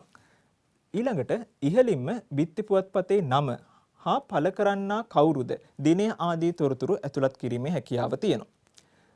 ඊළඟ කරුණ ඊට පහළින් ප්‍රධාන සිරස්තලයක් සහිත වාර්තාවක් ඇතුළත් කරන්න පුළුවන්. අපි අදාළ ඒ නිර්මාණ වලට ගැලපෙන විදිහට නිර්මාණ අඩංගු වෙලා තියෙන විදිහට අපිට සිරස්තලයක් නිර්මාණය කරගන්න පුළුවන්. ඉන් අනතුරුව ඡායාරූපයක් හෝ සිතුවමක්. ආදරණීය දුවේ පුතේ මේ බිත්ති පුවත්පත් සකස් කිරීමේදී අපිට ඡායාරූපයක්, සිතුවමක් ඇතුළත් කර ගැනීමේ හැකියාවකුත් තියෙනවා අදාළ අපි සකස් කරන මාතෘකාවට ගැලපෙන විදිහට. ඉන් අනතුරුව කලාත්මක අක්ෂර කලාවකුත් අපිට මෙහිදී ඇතුළත් කර ගැනීමේ හැකියාවක් තියෙනවා. ඒ කියන්නේ විවිධ හැඩයෙන් යුතු අකුරු නිර්මාණය කරලා ඉදිරිපත් කිරීමේ හැකියාවකුත් පවතිනවා. අවසානයේදී සංස්කාරක සටහනක් ඇතුළත් කරගන්න පුළුවන්. ඒ කියන්නේ මේ බිත්ති පුවත්පතේ ඉදිරිපත් කරලා තියෙන සමූහයක් වශයෙන් තියෙන මේ තොරතුරු නිවැරදි ආකාරයෙන් අවසානයේදී සංස්කාරක සටහනක ඇතුළත් කරගැනීමේ හැකියාවක් තියෙනවා. ඉන් අනතුරුව අපි අවධානය යොමු කරමු බිත්ති පුවත්පත් පළවන විවිධ කලාප හා තේමා. මගේ දරුවනේ මේ බිත්ති පුවත්පත් විවිධ කලාප සහ තේමා ඔස්සේ පළවීම සිද්ධ වෙනවා. මුලින්ම බලමු කලාප වශයෙන් මොන වගේ කලාපද ඇතුළත් වෙන්නේ කියලා. අලුත් අවුරුදු කලාපය, ඉන් අනතුරුව වෙසක් කලාපය, අවසානයේදී නත්තල් කලාපය, දැන් අලුත් අවුරුදු කලාපය තුල අලුත් අවුරුදු චාරිත්‍ර වාරිත්‍ර ඉන්න අනතුරුව ඒ ගත කරන ඒ කාල සීමාවේ තියෙන විවිධ සංස්කෘතික වටපිටාව වගේ දේවල් ඇතුළත් කර ගැනීම හැකියාවක් තියෙනවා. වෙසක් කලාපයේදී සාමාන්‍යයෙන් බුද්ධ චරිතයේ අදාළ තොරතුරු ඒ අදාළ සිදුවීම් ඒ සංස්කෘතිය පිළිබඳ තොරතුරු නිර්මාණය කරලා ඉදිරිපත් කරන්න පුළුවන්. ඉන් අනතුරුව නත්තල් කලාපයේදී විශේෂම කතෝලික දහමට ගැලපෙන විදිහට ජේසුස් වහන්සේගේ උත්පත්තිය පිළිබඳ ඒ අදාළ තොරතුරු ඒ විවිධ නත්තල් කාඩ්පත් වගේ මෝස්තර නිර්මාණ පවා ඇතුළත් කර ගැනීමේ හැකියාවක් තියෙනවා. තේමා වශයෙන් ගත්තොත් එහෙම දරුවනේ සංස්කෘතික උරුම, ජාතික වීරයෝ, අපේ පඬිවරු කියන මේ විවිධ තේමාවන් ඔස්සේද අපිට බිත්ති පුවත්පත් නිර්මාණය කරගන්න පුළුවන්. අපි ඊළඟට අවධානය යොමු කරමු තවත් මේ තොරතුරු sannivedanaya සඳහා යොදා ගන්න මාධ්‍යයක් වෙත. නිර්මාණාත්මක මාධ්‍යයක් වෙත. ඒ තමයි සංගරා ලිපි. අපි බලමු මොකද්ද මේ සංගරා ලිපියක් කියලා කියන්නේ කියලා. පාඨකයාගේ දැනුම, රසාස්වාදයේ, නිර්මාණ කුසලතා ආදිය දියුණු කිරීමට යොදාගත හැකි sannivedana මාධ්‍යයකි. පාඨකයාගේ දැනුම, රසාස්වාදය, නිර්මාණ කුසලතාවය. ඒ කියන්නේ එයා යම් දෙයක් පිළිබඳ රසවින්දනය කරන ආකාරය, එයාට තියෙන නිර්මාණාත්මක හැකියාව ඔන්න දියුණු කරගන්න පුළුවන් දරුවනේ මේ සංගරා ලිපි හරහා. මම ඔයගලන්ට ඉදිරිපත් කරලා තියෙනවා අපේ ලංකාවේ පළවෙන විවිධ විෂයන් වලට අදාළ සංගරා කිහිපයක ඡායාරූප කිහිපයක් ඉදිරිපත් කරලා තියෙනවා. ඔයගලන්ට මේ ඔස්සේ ඒ පිළිබඳ අවබෝධයක් ලබා ගන්න පුළුවන් මගේ දරුවනේ. පුස්තකාල ආශ්‍රිතව ඔයගලන්ගේ පාසල් පුස්තකාලය තුල මේ වගේ සංගරා ඕනතරම් ඔයගොල්ලෝ කියවලා ඇති, දැනුම ලබාගෙන ඇති.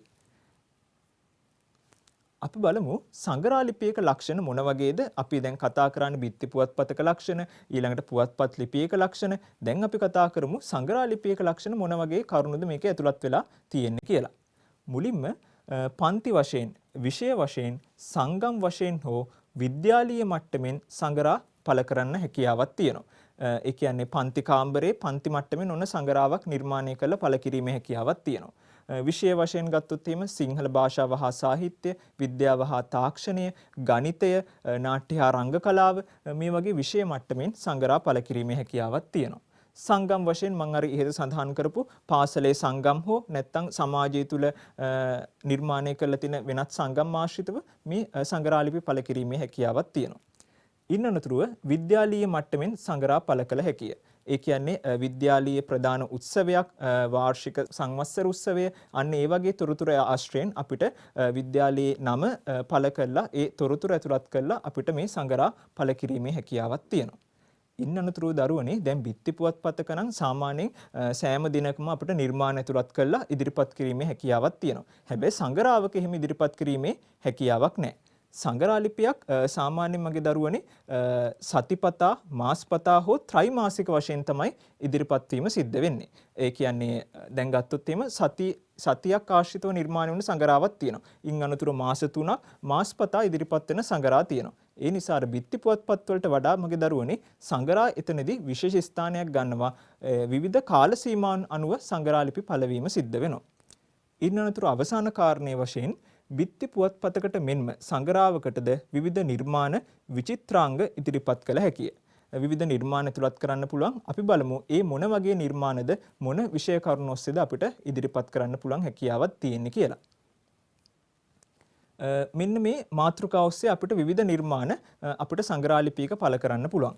අධ්‍යාපනික අංශය හරහා අපිට පුළුවන් මගේ දරුවනේ ඕගලන් ඉගෙන ගන්න විවිධ විෂයන් යටතේ ඒ තොරතුරු නිර්මාණය කරලා සංගරා ලිපියක් පළ කරන්න.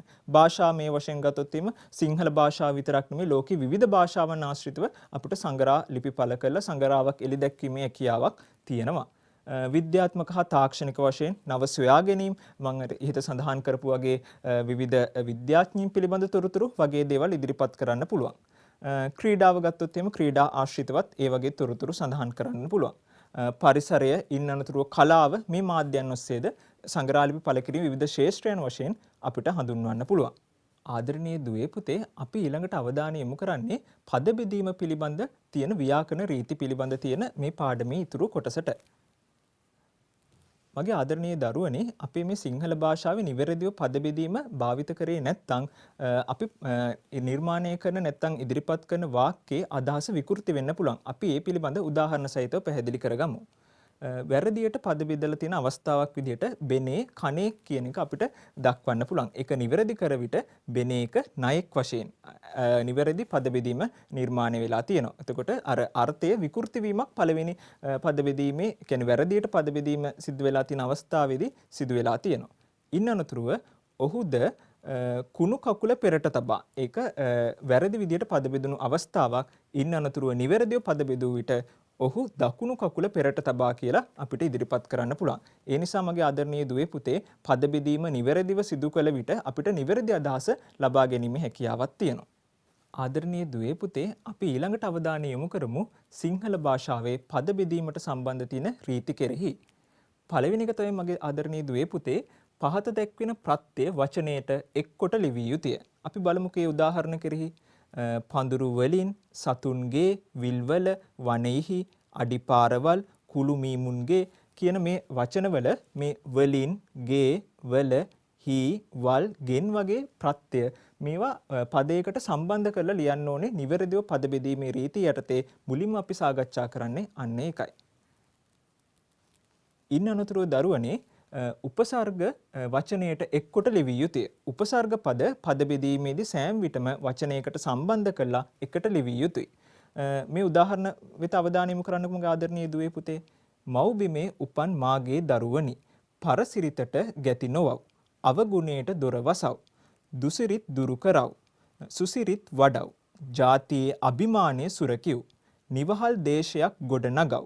දියුණුවේ මග අනුගමනය කරව්.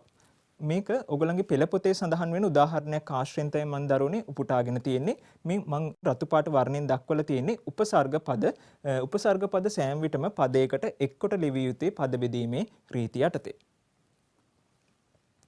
ඉන් අනතුරුව දරුවනේ ඒ අදාළ වචන මම ඔයගොල්ලන්ට වෙන වශයෙන් දක්වලා තියෙනවා. තවත් පැහැදිලි වෙන විදිහට පරසිරිතට, දුසිරිත්, සුරකිව්, නිවහල්, අවගුණයට, සුසිරිත්, අභිමානය, අනුගමනය කියන මේ පර, දු, සු, නි, අව, සු, අභි, අනු කියන උපසර්ග පද අදාළ වචනයට එක්කොට ලිවිය යුතුයි කියලා මතක තියාගන්න පද බෙදීමේදී. ඉන් අනතුරුව දරුවනේ ඕගලන්ට දැන් නිවසේදී කරන්න පුළුවන් ලිඛිත අභ්‍යාස කිහිපයක් මම ඇතුළත් කරලා තියෙනවා. ඕගලන්ගේ පෙළ පොතේ සඳහන්ම වෙන ලිඛිත අභ්‍යාස ඕගලන්ට පුළුවන් මේ කරුණු කාරණා හොඳින් අවධානය කරලා මා කියපු දේවල් හොඳට අහුම්කන් දීලා ඒ අදාළ කරුණු වලට ගැලපෙන විදිහට මේ නිවැරදිව පද බෙදීම සිදු කරගන්න පුළුවන්. එතකොට මගේ දරුවනේ ඕගලන්ගේ ලේඛන හැකියාව නිවැරදි වෙන්න වැඩිපුර රචනාවට ලකුණු ගැනීමේ හැකියාවකුත් මේ ඔස්සේ ලැබෙනවා. ඒ නිසා ඔන්න ලිඛිත අභ්‍යාස කිහිපයක් මම දරුවනේ ඕගලන්ට ඇතුළත් කරලා තියෙනවා පද බෙදීම සම්බන්ධව. ආදරණීය දුවේ පුතේ දැන් මේ පාඩම යටතේ අපි බොහෝ කරුණු කාරණා ඉගෙන ගත්තා. විශේෂයෙන්ම මේ විද්‍යුත් අපද්‍රව්‍ය පිළිබඳ ඉන් අනතුරුව මේ ලෝට තර්ජනයක් වන විද්‍යුත් අපද්‍රව්‍ය ලිපිය, පෙළ පොතේ සඳහන් වන පුවත්පත් ලිපියේ ලක්ෂණ, පුවත්පත් ලිපියක් ලිවීමේදී සැලකිලිමත් විය යුතු කරුණු, බිත්ති පුවත්පත් සහ සංගරා ලිපි පිළිබඳ තොරතුරු, එම ලිපි වර්ග දෙකේ ලක්ෂණ වෙන වෙනම ඉගෙන ගත්තා. අවසානයේදී පද බෙදීම සම්බන්ධ රීති පැහැදිලිව මම ඉදිරිපත් කරා.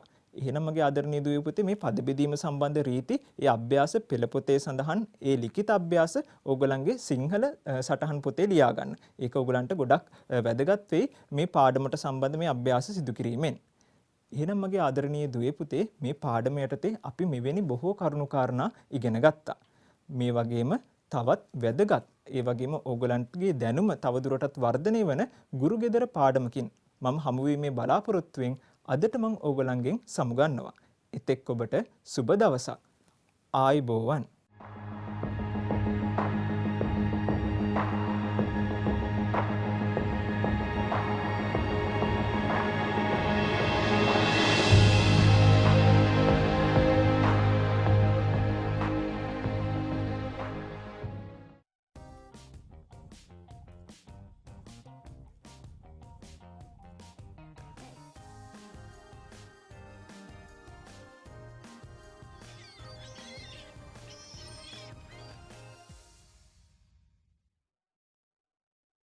It's time for part 2 of the children's show.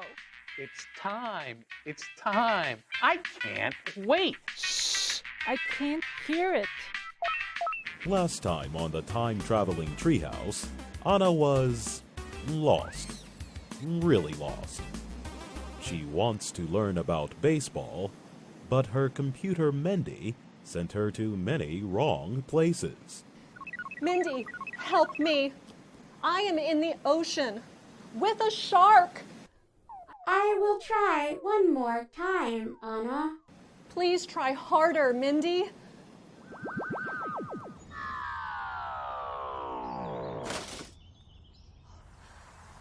Now where am I? I'm at a playground with a baseball field. Yes, I can teach children about baseball here. Mindy, it took you a long time, but you did it. Thanks, Anna. Give me a call when you find the answer. Okay, come with me. Let's learn how to play baseball. I can teach children about baseball here.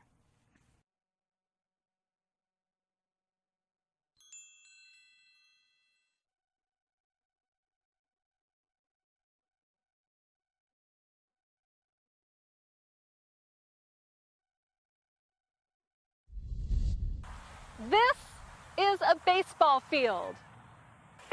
This is a pitcher's mound. This is first base. This is second base.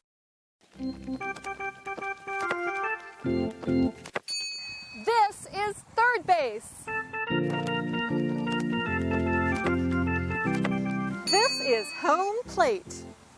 To play baseball, you really only need a bat, a ball, and a glove. Each team has many players. Pitchers pitch the ball. Catchers catch the ball. Batters bat the ball. Runners run the bases. Fielders field the ball. Each team has many players.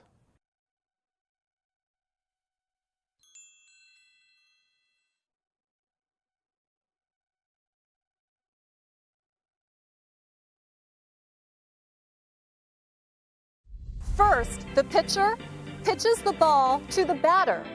The batter bats the ball. Then the runner runs to first base. Each time a batter bats, the runners run around the bases.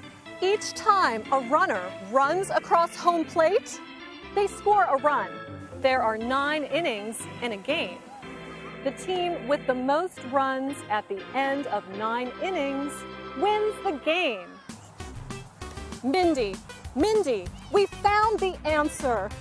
It's time to return to the treehouse. Good job. That was fast.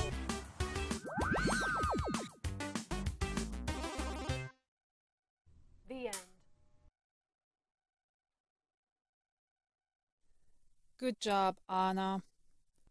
You know, I still don't like children's shows, but I like this children's show. I like the time travel. But time travel is not real. You're so silly, Anna. Yeah, time travel is so silly. Thanks, goodbye, bye, thank you.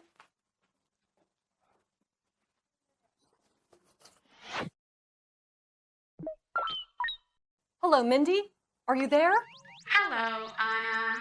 Mindy, I want to go to China. Until next time.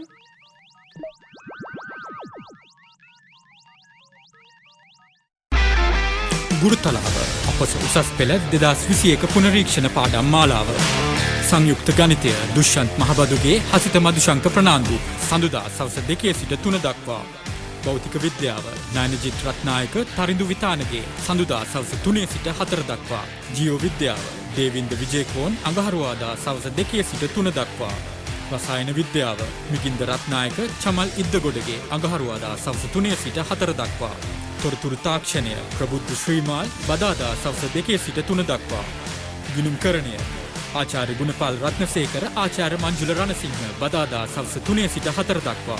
ආර්ථික විද්‍යාව හා ව්‍යාපාර අධ්‍යයනය බණ්ඩාර දිසානායක බ්‍රහස්පතින්දා සවස් 2 සිට 4 දක්වා. සිංහල රනිල් ප්‍රභාත් සිකුරාදා සවස් 2 සිට 3 දක්වා. දේශපාලන විද්‍යාව සජිත් කැලුම් සිකුරාදා සවස් 3 සිට 4 දක්වා.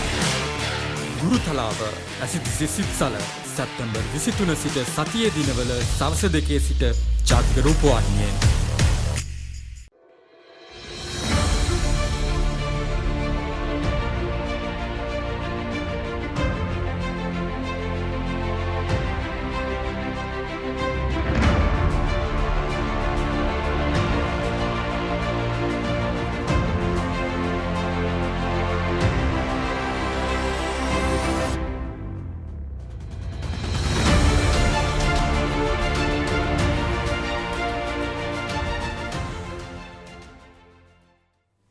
අයිබෝන් දුවේ පුතේ අදත් එහෙනම් අපි සූදානම් වෙනවා උසස් පෙළ දේශපාලන විද්‍යාව හදාරන අපේ දරුවන් වෙනුවෙන් පුනරීක්ෂණ අභ්‍යාස පළවෙනි පාඩම් ඒකකයේ තමයි දුවේ පුතේ අද අපි ආරම්භ කරන්න බලාපොරොත්තු වෙන්නේ. දැන් ඔබ දන්නවා 12 වෙනි ශ්‍රේණියේ පළවෙනි පාඩම් ඒකකයට අදාළව පුනරීක්ෂණ අභ්‍යාස ප්‍රශ්න රචනා වර්ගයේ ප්‍රශ්න සාකච්ඡා කරන්නට තමයි අපි බලාපොරොත්තු වෙන්නේ. දැන් මෙතනදී දුවේ පුතේ ඔබට අවධාරණය කරන්න ඕනේ කරුණු කාරණා කිහිපයක් තියෙනවා. දැන් පුනරීක්ෂණ අභ්‍යාසයක් තුළින් අප බලාපොරොත්තු වෙනවා ඔබට මේ රචනා වර්ගයේ ප්‍රශ්න පිළිබඳව ඔබගේ තියෙන උනන්දුව සහ ඒ වෙනුවෙන් ඔබ කොහොමද පිළිතුරක් සංවිධානයගත කරන්න ඕනේ කියන කාරණාව පිළිබඳව ඔබට යම්කිසි අවබෝධයක් ලබා දෙන්නේ. ඒත් එක්කම දැන් මෙතෙන්දී වැදගත් වෙන කාරණාවක් තමයි ඔබ රචනා වර්ගයේ ප්‍රශ්න වලට පිළිතුරු ලියද්දී ඔබට තියෙනවා යම්කිසි ක්‍රමවේදයක්. ඒ ක්‍රමවේදය පිළිබඳව ඔබ පැහැදිලි අවබෝධයක් මූලික වශයෙන් අපි පුනරීක්ෂණ අභ්‍යාසය ආරම්භ කරන්න කලින් ඔබට ලබා දෙන්න සූදානම්. ඒ තමයි දුවේ පුතේ ඔබ දන්නවා රචනා වර්ගයේ ප්‍රශ්න ඔබට උසස් පෙළ විභාගයේදී එන්නට නියමිතයි දෙවෙනි ප්‍රශ්න පත්‍රය තුල. දැන් එතනදී රචනා ප්‍රශ්නයක් ඔබෙන් අහන්න පුළුවන් ලකුණු 10ක් හිමි වෙන රචනා ප්‍රශ්නයක්. ඒ වගේම ලකුණු 20ක් හිමි වෙන රචනා ප්‍රශ්නයක් විදිහට ව්‍යුහගත රචනා ප්‍රශ්න ඔබෙන් විමසන්නට නියමිතයි. දැන් එතනදී ඔබ මෙතනදී අවධාරණයෙන් තේරුම් ගත යුතු කාරණාවක් තමයි රචනා ප්‍රශ්නවලදී ප්‍රශ්නය සංවිධානගත කිරීමේදී ඔබ පැහැදිලිවම ප්‍රශ්නයට අදාළ හැඳින්වීමක් ඒ ඇතුලේ තියෙන සාකච්ඡාව අදාළ කරුණු තර්කානුකූලව පැහැදිලි කිරීමක් සහ ඊට අදාළ නිගමනයක් ඔබ පැහැදිලිවම සඳහන් කරන්න අවශ්‍ය වෙනවා. ඒ කාරණාව සිහිපත් කරන්න හේතුව තමයි දැන් ඔබට මෙතනදී දුවේ පුතේ ලකුණු ප්‍රදානය කිරීමේදී බොහොම පැහැදිලිව මෙන්න මේ කාරණාව වැදගත් වෙනවා. ඔබ දන්නවා සාමාන්‍යයෙන් වර්ෂයක් පාසා මේ ලකුණු ප්‍රදානය කිරීමේදී විශ්වවිද්‍යාල මහාචාර්යවරු ආචාර්යවරු මේ ලකුණු ප්‍රදානය කිරීමේදී ගන්නා නිර්ණායකයන් වෙනස් වෙන්න පුළුවන්. කෙසේ වෙතත් ඔබ දන්නවා පැහැදිලිවම ප්‍රශ්නේ හැඳින්වීමට කිසියම් ලකුණක් ප්‍රදානය කරනවා. ඒත් එක්කම අන්තර්ගත කරුණු වලට තමයි වැඩි ලකුණු ප්‍රදානයක් ප්‍රදානය කරන්නේ. ඒත් එක්කම තමයි නිගමනයටත් ලකුණක් ප්‍රදානය කරනවා. හැබැයි මේ ලකුණු මට්ටම් එක් වර්ෂානුව යම්කිසි ආකාරයේ වෙනස් වීම වලට ලක් වෙන්නට පුළුවන්. කෙසේ වෙතත් ඔබ දැන් දන්නවනේ පැහැදිලිවම ඒ සඳහා ලකුණු මට්ටම් වෙන වශයෙන් පිරිනැමීමක් සිදු වෙනවා නම් ඔබේ රචනා වර්ගයේ පිළිතුර සංවිධානය කිරීමේදී මෙන්න මේ කියන කාරණා පිළිබඳව ඔබ අනිවාර්යෙන් සැලකිලිමත් වෙන්න අවශ්‍ය වෙනවා. ඉතින් එහෙමනම් අපි බලමු ඔය කරුණු ටික ඔබ මතකයේ තබා ගන්න ඔබට රචනා වර්ගයේ ප්‍රශ්න අපි ආදර්ශයක් විදියට අද රචනා ප්‍රශ්නයක් අරගෙන ඔබට පෙන්වා දෙනවා මේ රචනා වර්ගයේ ප්‍රශ්න වලට බොහොම සාර්ථකව කොහොමද පිළිතුරක් සංවිධානයගත කරන්න අවශ්‍ය වෙන්නේ කියලා. හොඳයි දැන් ඔබ දන්නවනේ අද දවසේ අපි සාකච්ඡා කරන්න බලාපොරොත්තු වෙන්නේ පුනරීක්ෂණ අභ්‍යාස තුළ දේශපාලන විද්‍යාවේ 12 වෙනි ශ්‍රේණියේ පළවෙනි පාඩම් ඒකකයට නිපුණතාවය තමයි අද අපි පුනරීක්ෂණ අභ්‍යාසය තුළින් ඊට අදාළ එක කොටසක් පිළිබඳව තමයි අපි සාකච්ඡා කරන්න බලාපොරොත්තු වෙන්නේ. දැන් ඔබට පේනවා බොහොම පැහැදිලිව තිරේ මත පේනවා පුතේ මේ අදාළ ප්‍රශ්නය මොකක්ද අපි සාකච්ඡා කරන්න බලාපොරොත්තු වෙන්නේ කියලා. ඔබ මේ පළවෙනි නිපුණතාවය තුළ ඔබ පැහැදිලිවම දුවපතේ අවධාරණයෙන් අවධානය යොමු කළ යුතු මූලික තේමා 4ක් මෙතනදී අපි හඳුනා ගන්නවා. ඒ තමයි එකක් තමයි මේ ඔබ දැනගන්න ඕනේ. මේ පාඩම තුළ ඔබ අවබෝධ කරගන්න ඕනේ කුමන කාරණාද පිළිබඳව තමයි මේ මම මතක් කරන්නේ ඔබට. ඔබ මේ කාරණාව බොහොම හොඳින් මතකයේ තියාගන්න. එකක් තමයි දේශපාලන විද්‍යාව කියන තේමාව පැහැදිලිවම ඔබේ පළවෙනි පාඨ නිපුණතාවය තුළ තියෙනවා. දැන් එතනදී දුවේ පුතේ දේශපාලන විද්‍යාවේ ස්වභාවය වගේම දේශපාලනය යන්නින් අදහස් කරන්නේ කුමක්ද කියන මූලික තේමාවන් දෙක පිළිබඳව ඊටාම පැහැදිලි අවබෝධයක් ඔබට තියෙන්නට ඕනි. මම එහෙම කියන්න හේතු කාරණාවක් තියෙනවා. ඔබ දන්නවා 2019 වර්ෂයේ පැහැදිලිවම අපි දැක්ක පළවෙනි ප්‍රශ්නයේ විදිහට ඔබෙන් විමසුවා බොහොම පැහැදිලිව දේශපාලනයේ සමාජ භාවිතයේදී සාකච්ඡා කරන්න කියලා. ලකුණු 20ක ප්‍රශ්නයක් විදිහට තමයි මේ ප්‍රශ්නේ යොමු වුනේ. ඉතින් ඔබ පැහැදිලිව දේශපාලනය කියන්නේ මොකක්ද කියන කාරණාව පිළිබඳව ඉතාම පුළුල්ව සාකච්ඡා කිරීමේ දැනුමක් ඔබට තියෙන්න ඕනේ. එහෙනම් දුවේ පුතේ ඔබ දැනගත යුතුයි පළවෙනි තේමාව තුල එකක් දේශපාලන විද්‍යාව කියන්නේ මොකක්ද? අනිත් එක දේශපාලනය කියන්නේ මොකක්ද? ඒත් එක්කම ඔබ දැනගත යුතුයි දෙවනුව අප දැනගත යුතුයි දේශපාලන විද්‍යාව හා දේශපාලනය. මෙන්න මේ කියන මූලික සංකල්ප දෙක අතරේ තියෙන සම්බන්ධතාවය පිළිබඳව ඔබ අනිවාර්යෙන් අවබෝධයක් ලබා ගත යුතුයි. තුන්වනුව ඔබට වැදගත් වෙනවා මේ දේශපාලනය ශාස්ත්‍රීයව අධ්‍යයනය කිරීම. එහෙම නැත්නම් ශාස්ත්‍රීය හැදෑරීම කියන කාරණාව තුන්වනුව ඔබ අවබෝධයක් ලබා ගත යුතුයි. අවසාන වශයෙන් හතරවෙනි කොටසේ ඔබ අවබෝධයක් ලබා ගන්න ඕනේ දේශපාලන විද්‍යාව ශාස්ත්‍රීයව අධ්‍යයනය කිරීම සඳහා භාවිතා කරන්නා වූ ප්‍රවේශ මොනවාද කියලා. එහෙනම් මතක තියාගන්න දුවේ පුතේ දැන් මේ වර්ෂයේ 2020 වර්ෂයේ ඔබ දකින්න ඇති ප්‍රශ්න පත්‍රය තුල දෙවෙනි ප්‍රශ්න පත්‍රයේ පළවෙනි ප්‍රශ්නයේ විදිහට අපි දැක්කා පැහැදිලිවම ශාස්ත්‍රීයව අධ්‍යයනය කිරීමේ ප්‍රවේශයක් විදිහට තුලනාත්මක ප්‍රවේශය තමයි ඔබට විභාගයෙන් විමසලා තිබුණේ. ඉතින් බොහොම පැහැදිලිව ඔබට පේනවා එතකොට මේ කියන මූලික කොටස් 4 මූලික මාතෘකා 4 පිළිබඳව ඔබ පැහැදිලි අවබෝධයක් ලබා ගත යුතුයි. දැන් එතෙන්දී මම මුලින්ම සඳහන් කළේ දේශපාලන විද්‍යාව පිළිබඳවනේ.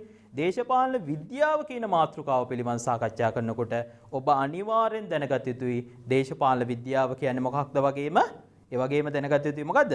දේශපාලනය කියන්නේ මොකක්ද කියන කාරණාවත් ඔබ අනිවාර්යෙන් අවබෝධ කරගත යුතුයි. ඉතින් අද දවසේ අපි සූදානම් වෙන්නේ පුනරීක්ෂණ අභ්‍යාසය තුලින් දේශපාලනය යන්නේ අදහස් කරන්නේ කුමක්ද කියන එක පිළිබඳව ඔබට පරිපූර්ණ අවබෝධයක් ප්‍රශ්නයක් අනුසාරයෙන් ලබා දෙන්නට. හොඳයි. දැන් ඔබට පේනවා මේ ප්‍රශ්නේ අපි අහලා තියෙන්නේ දේශපාලනයේ ඉතා පුළුල්ව අර්ථ ගැන්විය හැකි සංකල්පයක් සාකච්ඡා කරන්න කියලා තමයි ප්‍රශ්නෙන් ඔබට අහලා තියෙන්නේ. මේ ප්‍රශ්නේම කියනවා පුතේ බොහොම පැහැදිලිව දේශපාලනය කියන සංකල්පය ඉතාම පුළුල් සංකල්පයක්. දේශපාලනය කියන සංකල්පය ඉතාම පුළුල් සංකල්පයක්. එතකොට මේ පුළුල් සංකල්පය පුළුල්ව විග්‍රහයක් තියෙන්නට අවශ්‍යයි.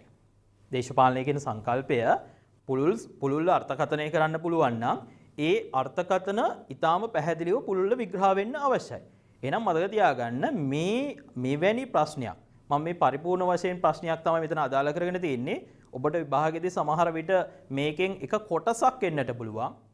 මොකද මේ සම්බන්ධයෙන් ප්‍රවාද දෙකක් දාර්ශනිකයින් තුල තියෙනවා. ඒකෙන් එක ප්‍රවාදයක් ප්‍රශ්න පත්‍රයේ තියෙන්න පුළුවන්. ඒක තමයි මම කලින් මතක් කළේ ඔබට. එක ප්‍රවාදයක් තමයි 2019 වර්ෂයේ විභාගෙදී හැවි. දේශපාලනයේ සමාජ භාවිතයේදී සාකච්ඡා කරන්න කියලා. ඉතින් මේකේ අනිත් ප්‍රවාදය තමයි රාජ්‍ය හා ආණ්ඩුකරණය සම්බන්ධ වන්නා වූ කාරණාවක් සංකල්පයක් කියන කාරණාව. ඉතින් මේ ප්‍රවාද දෙකම පරිපූර්ණ වශයෙන් ඔබට අද දවසේ අපි සාකච්ඡා කරන්න බලාපොරොත්තු වෙනවා. ඊට අදාළව තමයි ප්‍රශ්නය ගොඩනගලා තියෙන්නේ. හොඳයි. දැන් මම මුලින්ම ඔබට සඳහන් කළා ප්‍රශ්නයක්. එක පාරටම ප්‍රශ්නේ උත්තරේට අපි යන්නේ නැහැ දුවේ පුතේ. අනිවාර්යයෙන්ම අපි දැන් පැහැදිලිවම උත්තරපත්‍ර පරීක්ෂා කිරීමේදීත් අපි දැක්ක ප්‍රධානම දුර්වලතාවයක් තමයි අපේ දරුවන් මේ ප්‍රශ්නයට කෙලින්ම ප්‍රශ්නයට අදාළ උත්තරයට සාකච්ඡාවට ඇවිල්ලා තියෙනවා. එතකොට ඔබට අමතක වෙනවා සමහර වෙලාවට මේ ප්‍රශ්නයට ඔබ මේ ප්‍රශ්නය අවබෝධ කරගත්තාද? මේ ප්‍රශ්නේ ඔබ සාකච්ඡා කරන්න යන කරුණු මොනවාද? මෙන්න මේ කාරණා පිළිබඳව ඔබ යම්කිසි ආකාරයක අවබෝධයක් ලබා ගත්තාද කියන එක පරීක්ෂකවරයෙකුට හිතන්න සිද්ධ වෙනවා ඔබ ලියලා තියෙන විදිහත් එක්ක. ඒ නිසා මතක තියාගන්න සෑම ප්‍රශ්නයකටම හැඳින්වීමක් එහෙම නැත්නම් ප්‍රවේශයක් අනිවාර්යයෙන්ම අන්තර්ගත කරන්න. ඒ නිසා ඒකෙන් අපි බලාපොරොත්තු වෙනවා ඔබ මේ ප්‍රශ්නය හොඳට අවබෝධ කරගෙන තියෙනවාද? ඒ වගේම ඔබ මේ සාකච්ඡාව ඇතුලේ කරන්න බලාපොරොත්තු වෙන කරුණු තර්කානුකූල කරුණු මොනවාද කියන කාරණාව තමයි පුතේ මේ හැඳින්වීමක් එහෙම නැත්නම් ප්‍රවේශයක් තුලින් අපි බලාපොරොත්තු වෙන්නේ. දැන් බලන්න ඔබට තිරේ මත බොහොම පැහැදිලිව පේනවා දේශපාලනය යනු කුමක්ද පිළිබඳව සාකච්ඡා කිරීමේදී ඊට දිය හැකි සරලම පිළිතුර වන්නේ දේශය පාලනය කිරීම කියන සරලම පිළිතුර. මේක එක්තරා ආකාරයකට කියනවා සම්පූර්ණ අර්ථකථනයක් නෙමෙයි. මේක වචනාර්ථය අනුව හදාගත්ත අදහසක්. දේශපාලනය කියන එකට අපි දේශපාලනය සම්බන්ධයෙන් අපි මොන වගේ පිරිසක්ද? දේශපාලනය සම්බන්ධයෙන් අපි ශාස්ත්‍රීයව හදාරන පිරිසක්. එතකොට දේශපාලනය සම්බන්ධයෙන් ශාස්ත්‍රීයව හදාරන පිරිසක් මෙවැනි අර්ථකථනයක් ලබා දෙන්න පුළුවන්ද? මේක මේ පොදු ජන ව්‍යවහාරය තුල පවතින අදහසක්. දේශපාලනය කියන්නේ දේශය පාලනය කිරීම කියන. ඕනෑම මිනිස්සෙකින් අහුවොත් කියයි දේශපාලනය කියන්නේ දේශය පාලනය කිරීම කියලා. ඉතින් එවැනි අර්ථකථනයකින් අපි දේශපාලනය කියන එක අර්ථකථනය කරන්න බෑ. ඒ නිසා මේක පොදු ජන අර්ථයේ තියෙන අදහසක්. එහෙමනම් දේශපාලනයේ ශාස්ත්‍රීයව හදාරන පිරිසක් විදිහට ඔබ විද්‍යාර්ථයෙක්. ඔබේ වගකීම තමයි මෙතනින් එහාට ගිහිල්ලා දේශපාලනය සම්බන්ධයෙන් පුළුල්ව විග්‍රහ කිරීම.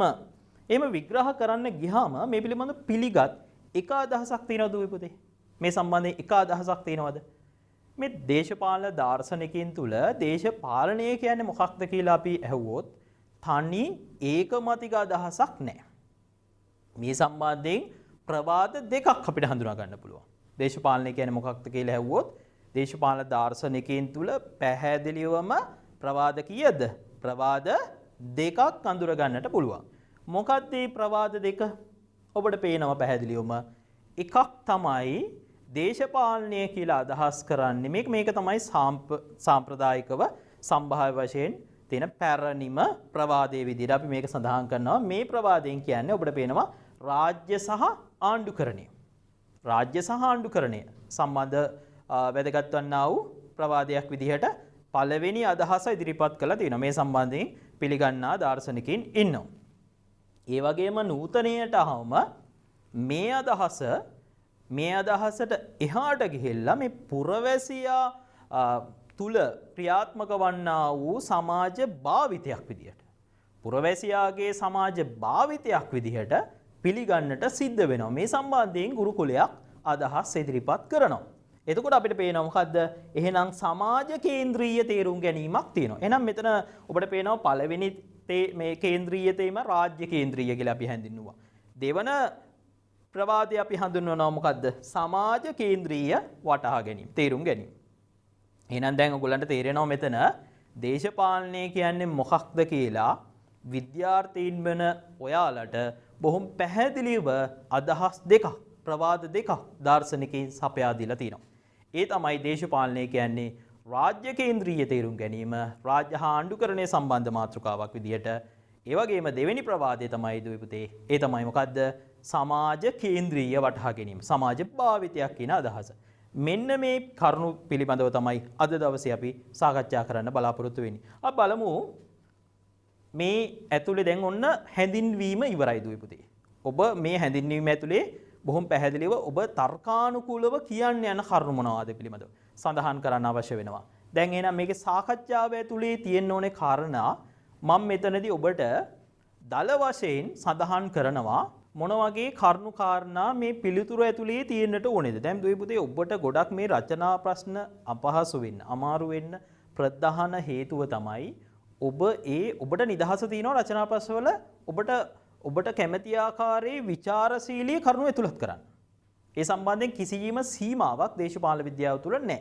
ඔබ තාර්කික ජීවියෙක්. ඒ නිසා ඔබට නිදහස තියෙනවා ඒ සම්බන්ධයෙන් අදහස් දක්වන්න. හැබැයි ඔබ කිසියම් අදහසක් දක්වන්න ඕනේ නිශ්චිත මාර්ගෝපදේශනයක් එක්ක තමයි ඔබ අදහස් දැක්වීම තියෙන්න ඕනේ. ඔබට ඒ කියන්නේ out of syllabus. අපි කියන්නේ විෂය කරුණු වලින් පිටින් ගිහිල්ලා ඔබට අදහස් ඉදිරිපත් කරන්න පුළුවන් ප්‍රායෝගික කරුණු නම් පමණක්.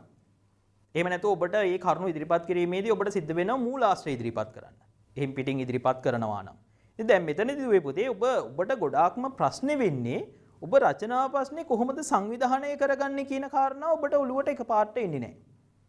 එහෙම එන්නේ නැතුව ඔබ පිළිතුරු ලියන්න ගියාම ඔබට සමහරලාට මේකේ අන්තර්ගත ප්‍රධාන කරුණු ටික ගිලිහියන්න පුළුවන්. අන්න ඒකට උත්තරයක් තමයි මම අද දවසේ ඔබට අරන් ඇවිල්ලා තියෙන්නේ. මේ සාකච්ඡාව තුළ මම සඳහන් කරනවා මේ සාකච්ඡාව තුළ අද දවසේ සාකච්ඡා කරන කරුණු ටික පොයින්ට්ස් වශයෙන් අරගෙන ඒ කරුණු ටික වෙන වෙන වශයෙන් සඳහන් කරලා තියෙනවා. ඊටාම දල වශයෙන් සාරාංශයක් විදියට. එතකොට ඔබ තේරුම් ගන්න ඕනේ මේ ඔබේ රචනා ප්‍රශ්නවලදී ඔබේ ඔළුවේ තියෙන්න ඕනේ දුවේ පුතේ මේ පිළිතුරක් ප්‍රශ්නයක් දැක්කේ ගමන් ඒකේ පිළිතුරේ සාරාංශගත ස්ට්‍රක්චර් එකක් ඔබේ ඔළුවේ ටක් ගාලා මේ වෙන්න ඕනේ. රචනා ප්‍රශ්නවල උත්තර ලියද්දී. එතකොට මෙන්න මේක ඔබ සතතාභ්‍යාසයක් විදිහට නිරත වෙනවා නම් ඔබට රචනා ප්‍රශ්න වලට අති සාර්ථක පිළිවෙලකට ඇතුව උත්තර ලියන්න හැකියාවක් තියෙනවා.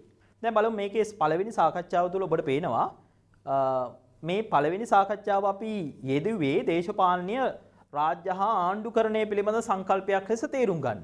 දැන් ඊට අදාළව සාකච්ඡා කරන්න තියෙන කරුණු මොනවාද? දැන් ඒක තර්කානුකූලව ඔප්පු කරලා පෙන්වන්න ඕනේ දුවේපති. දැන් තර්කානුකූලව ඔප්පු කරලා පෙන්වන්න. මොකද්ද ඔප්පු කරලා පෙන්වන්න ඕනේ? දේශපාලනය කියන්නේ රාජ්‍ය හා ආණ්ඩුකරණය සම්බන්ධ වන්නා වූ සංකල්පයක්. ඕකනේ තර්කානුකූලව ඔප්පු කරලා පෙන්වන්න ඕනේ. එතකොට ඒක ඔප්පු කරලා පෙන්වන්න මෙන්න කරුණු හතරක් මෙතන සඳහන් කරනවා. පළවෙනි කරුණේ කියනවා භාෂාවන්ගේ ව්‍යවහාරය තුල ආණ්ඩු කිරීමේ කලාවක් විදියට මේක පෙන්වා දීම. දෙවෙනි එකේ කියනවා ග්‍රීක දේශපාලන දර්ශනය තුල. තුන්වෙනි කරුණේ කියනවා පෙරදිග දේශපාලන චින්තනය තුල ආණ්ඩු කිරීමේ කලාවක් විදියට හඳුනා ගැනීම. හතරවෙනි කරුණේ කියනවා දේශපාලනයේ ශාස්ත්‍රීය හැදෑරීමේදී වැඩි අවධානයක් යොමු කරලා තියෙනවා ආණ්ඩු කිරීමේ කලාවක් විදියට මෙය හඳුන්වා දෙන්න. දැන් ඉතින් මේ කරුණු ටික ඔබේ ඔළුවේ තියෙනවා නම් දුවේ පුතේ දේශපාලනය ආණ්ඩු කිරීමේ කලාවක් කියන අදහස ඔබට සරලව පැහැදිලි කරන්න පුළුවන්. මතක තියාගන්න. රචනා ප්‍රශ්න කියන්නේ ඔබට ඕන තරම් ਵਿਚාරයක් ගොඩනගන්න පුළුවන් වුණා නිශ්චිත මාර්ගයක යා යුතු ප්‍රශ්න වර්ගයක්. ඒ නිසා අපි අහන ප්‍රශ්නෙට උත්තරේ තියෙන්න ඕනේ. අපි අහන ප්‍රශ්නෙට පිළිතුර තියෙන්න ඕනේ. ඒ පිළිතුර තමයි අපි බොහොම පැහැදිලිව බලාපොරොත්තු වෙන්නේ. ඒ නිසා ඔන්න බලන්න මම පළවෙනි සාකච්ඡාවේ එමෙන්න. දැන් මේකේ මම කියවනේ ප්‍රවාද දෙකක් තියෙනවා කියලා. එතකොට එහෙමනම් දෙවෙනි සාකච්ඡාව කියලා මෙතන සඳහන් කරන්නේ මම දෙවෙනි ප්‍රවාදයට අදාළ. දෙවෙනි ප්‍රවාදයේ ඔබට මතකනේ මම සඳහන් කළා දේශපාලනය කියන්නේ සමාජ භාවිතයක්. දැන් මේ කාරණාව සනාථ කරන්න ගියාම තව තර්ක දෙකක් තියෙනවා මූලික වශයෙන්. ඒ කියන්නේ සමාජ භාවිතයක් කියන එක සනාථ කිරීමේදී සමාජ භාවිතය හඳුනා ගන්න පුළුවන් තල දෙකක් අපිට මෙතෙන්දි හඳුනා ගන්න පුළුවන් වෙනවා. බලන්න මේ තල දෙක මොකක්ද කියලා. එකක් තමයි රාජ්‍ය හා ආණ්ඩුව කියන රාජ්‍ය කේන්ද්‍රීයව පුරවැසියා සම්බන්ධ වන සමාජ භාවිතය. ඒ එකක්. අනිත් එක තමයි මේ සමාජය තුළ මනුස්සයින් නැත්නම් මනුස්ස කණ්ඩායම් අතර සම්බන්ධතාවය ඇති වෙනවා. ඒ සම්බන්ධතාවල දේශපාලනය පැහැදිලිවම තියෙනවා. ඒවා අපි හඳුන්වන්නේ දේශපාලනික සම්බන්ධතාව විදියට. නැත්නම් බල සම්බන්ධතාව විදියට. එහෙමනම් සමාජයේ දේශපාලනීය භාවිතයක් විදියට තියෙන තල දෙකක් තියෙනවා. අන්නේ තල දෙක පිළිබඳවම ඔබ සමාජ භාවිතයක් කියන කොටස තුළ පැහැදිලි කරන්න අවශ්‍ය වෙනවා. දැන් එනඳ ඔය පුතේ මේ රාජ්‍ය කේන්ද්‍රීය පුරවැසියාගේ භාවිතයක් කියන එක තේරුම් ගැනීමේදී අපිට මෙන්න මේ කරුණු තර්කානුකූලව පෙන්වා දෙන්න අවශ්‍ය වෙනවා. සමාජ ජීවිතය තුළ පුරවැසියා දේශපාලන ක්‍රියාකාරකම් වල නිරත වෙනවා. එතකොට අපිට පේනවා අපි ඒක දීර්ඝව කතා කරමු ඉදිරියේදී. පුද්ගලයා හා සමාජ ජීවිතය තුළ කතා බහට ලක් කරන ප්‍රධානම මාතෘකාවක් දේශපාලනය. ග්‍රීක නගර රාජ්‍ය තුළ දේශපාලනය පුරවැසියාගේ සමාජ භාවිතයක් විදිහට අපි හඳුනා ගන්නවා. ඒත් එක්කම තමයි සාමාන්‍ය පුරවැසියාගේ දේශපාලන විග්‍රහයන් තුළ මේ දාර්ශනිකයාට එහාට ගිය පරිකල්පනීය හැකියාවක් සාමාන්‍ය පුරවැසියාට තියෙනවා. ඒත් එක්කම තමයි පුරවැසියාට දේශපාලනය සම්බන්ධයෙන් සාධනීය වගේම නිෂේධනීය වටහා ගැනීමක් තියෙනවා. ඉතින් මෙන්න මේ මාතෘකා පහ අදාළ කරගෙන ඔබට පෙන්වා දෙන්න සිද්ධ වෙනවා රාජ්‍ය කේන්ද්‍රීය පුරවැසියාගේ සමාජ භාවිතය. දැන් එතනදී රාජ්‍ය හවුල් වෙනවා.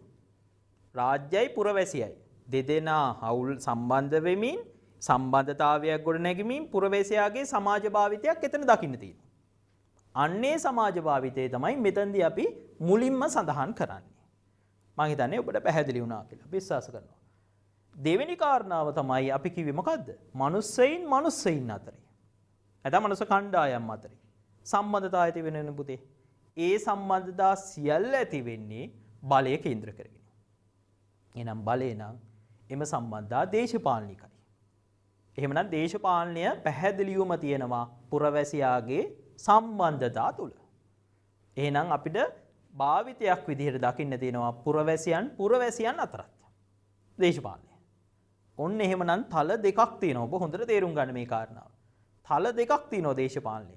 සමාජ භාවිතයක් විදිහට ක්‍රියාත්මක වෙන තල දෙකක් හඳුනා ගන්නවා. මෙන්න මේ තල දෙකම ඔබ විස්තර කරන්න අවශ්‍ය වෙනවා. පැහැදිලි කියලා මම විශ්වාස කරනවා. එhmenan මීට අදාළව අවශේෂ වශයෙන් ඔබට මේකට එකතු කරගන්න පුළුවන් අපේ සාකච්ඡාව 3-4 කියලා වෙන් කරනවා. මේක ඔබ මේකට පිළිතුරට එකතු කිරීම ඔබට තීරණය කරන්න පුළුවන් මේ ස්ත්‍රීවාදීන්ගේ දේශපාලනයට වර්තමානයේ සිදුවන බලපෑම කොයිතරම්ද කියන එක ඔබ පැහැදිලිව දන්නවා. ඉතින් ස්ත්‍රීවාදීන් දේශපාලනය පිළිබඳ විග්‍රහ කරලා තියෙන ආකාරයත් ඔබට මේ පිළිතුරේදී තව ටිකක් ලියන ළමයින්ට එකතු කරගන්නට පුළුවන් මේ කරුණු ටික. ඒ වගේම තමයි දේශපාලන සම්බන්ධයෙන් අපි මුලින්ම සඳහන් කළානේ. පුළුල් සංකල්පයක්. ඒ නිසා දේශපාලන සම්බන්ධයෙන් තව අර්ථ ගොඩක් ඉදිරිපත් කරන්න පුළුවන්. අපි ඇන්ඩ්‍රු හේවුඩ් කියන දාර්ශනිකයා කියන කරුණු මත පදනම් වෙලා බහුවර්තමය සංකල්පයක් විදියට අවසාන වශයෙන් එකතු කරන්න පුළුවන්. මම මේ පොයින්ට්ස් වශයෙන් මේ කරුණු ටික එකතු කළේ දුවේ පුතේ. ඔබ පැහැදිලිව තේරුම් ගන්න ඕනේ මේ දේශපාලනය කියන මාතෘකාව විග්‍රහ කරද්දී ප්‍රධාන ප්‍රවාද දෙකක් තියෙනවා. ඒ තමයි රාජ්‍ය කේන්ද්‍රීය අනිත් එක සමාජ කේන්ද්‍රීය. ඒ ප්‍රවාද දෙක විස්තර වෙන්න ඕනේ. එතකොට රාජ්‍ය කේන්ද්‍රීය කරුණු කාරණා එකම තේමාවක් යටතේ විස්තර වෙනකොට සමාජීය කේන්ද්‍රීය භාවිතය කියන එක තේමා දෙකක් යටතේ විස්තර වෙනවා. මම හිතන්නේ ඔබට පැහැදිලි වුණා කියලා මම විශ්වාස කරනවා. හොඳයි. එහෙනම් අපි බලමු අපේ සාකච්ඡාවේ පළවෙනි කොටසේ තිබුණා ඔබ දැක්කා දේශපාලනය කියන්නේ මොකද්ද? රාජ්‍ය හා ආණ්ඩුකරණය පිළිබඳ සංකල්පයක්. දේශපාලනය කියන්නේ. ඉතින් මේ කරුණ ඔබ තර්කානුකූලව පෙන්වන්න ඕනේ. තර්කානුකූලව සනාථ කරලා පෙන්වන්න ඕනේ. දේශපාලනය කියන්නේ පැහැදිලිවම ආණ්ඩු කිරීමේ කලාවක්. ආණ්ඩුකරණය හා සම්බන්ධ මාතෘකාවක්. ඉතින් මේක තර්කානුකූලව සනාථ කරලා පෙන්වන්න ඔබට මං කල්ලු සඳහන් කළා දුවේ පුතේ මොනවාද මේකට අදාළ කරගන්න පුළුවන් මාතෘකා ටික. නැවත වතාවක් බලන්න. මෙන්න මේ කියන මාතෘකා ටික තමයි ඔබ මෙන්න මේ කොටස තර්කානුකූලව සනාථ කරන්න යොදා ගන්න ඕන. ඔබට මේ මොහොතේ තිරේ ප්‍රදර්ශනය නැවත වතාවක් මතකෙට ගන්න. දේශපාලනය සරලම කිව්වොත් මොකද්ද? ආණ්ඩු කිරීමේ කලාවක් කියන අදහස පෙන්වා දෙන්න මෙන්න මේ කරුණු ටික අදාළ කරගෙන ඔබට පුළුවන් බොහොම සාර්ථකව විචාරාත්මක උත්තරය ලියන්න. බලමු. දැන් මේ අදහසට අපි එනවා. මේ අදහසේදී මූලික වශයෙන් අපි මූලික කරුණු සඳහන් කරන කලින් මේ අදහස කොහොමද ආවේ? මේක සම්භාව්‍ය අදහස. මේක තමයි මුල් කාලීනව ග්‍රීක යුගයේ සිට පැවතෙන අදහස තමයි දේශපාලනයේ රාජ්‍යීය කේන්ද්‍රීය සංකල්පයක් කියන අදහස. දැන් මේ අදහස ග්‍රීක වචනය නිර්මාණය වෙන්නේ පොලිටික්ස් කියන වචනේ නිර්මාණය වෙන්නේ ග්‍රීක භාෂාවේ පොලිටිකෝස් කියන වචනේ නේද දුවේ පුතේ.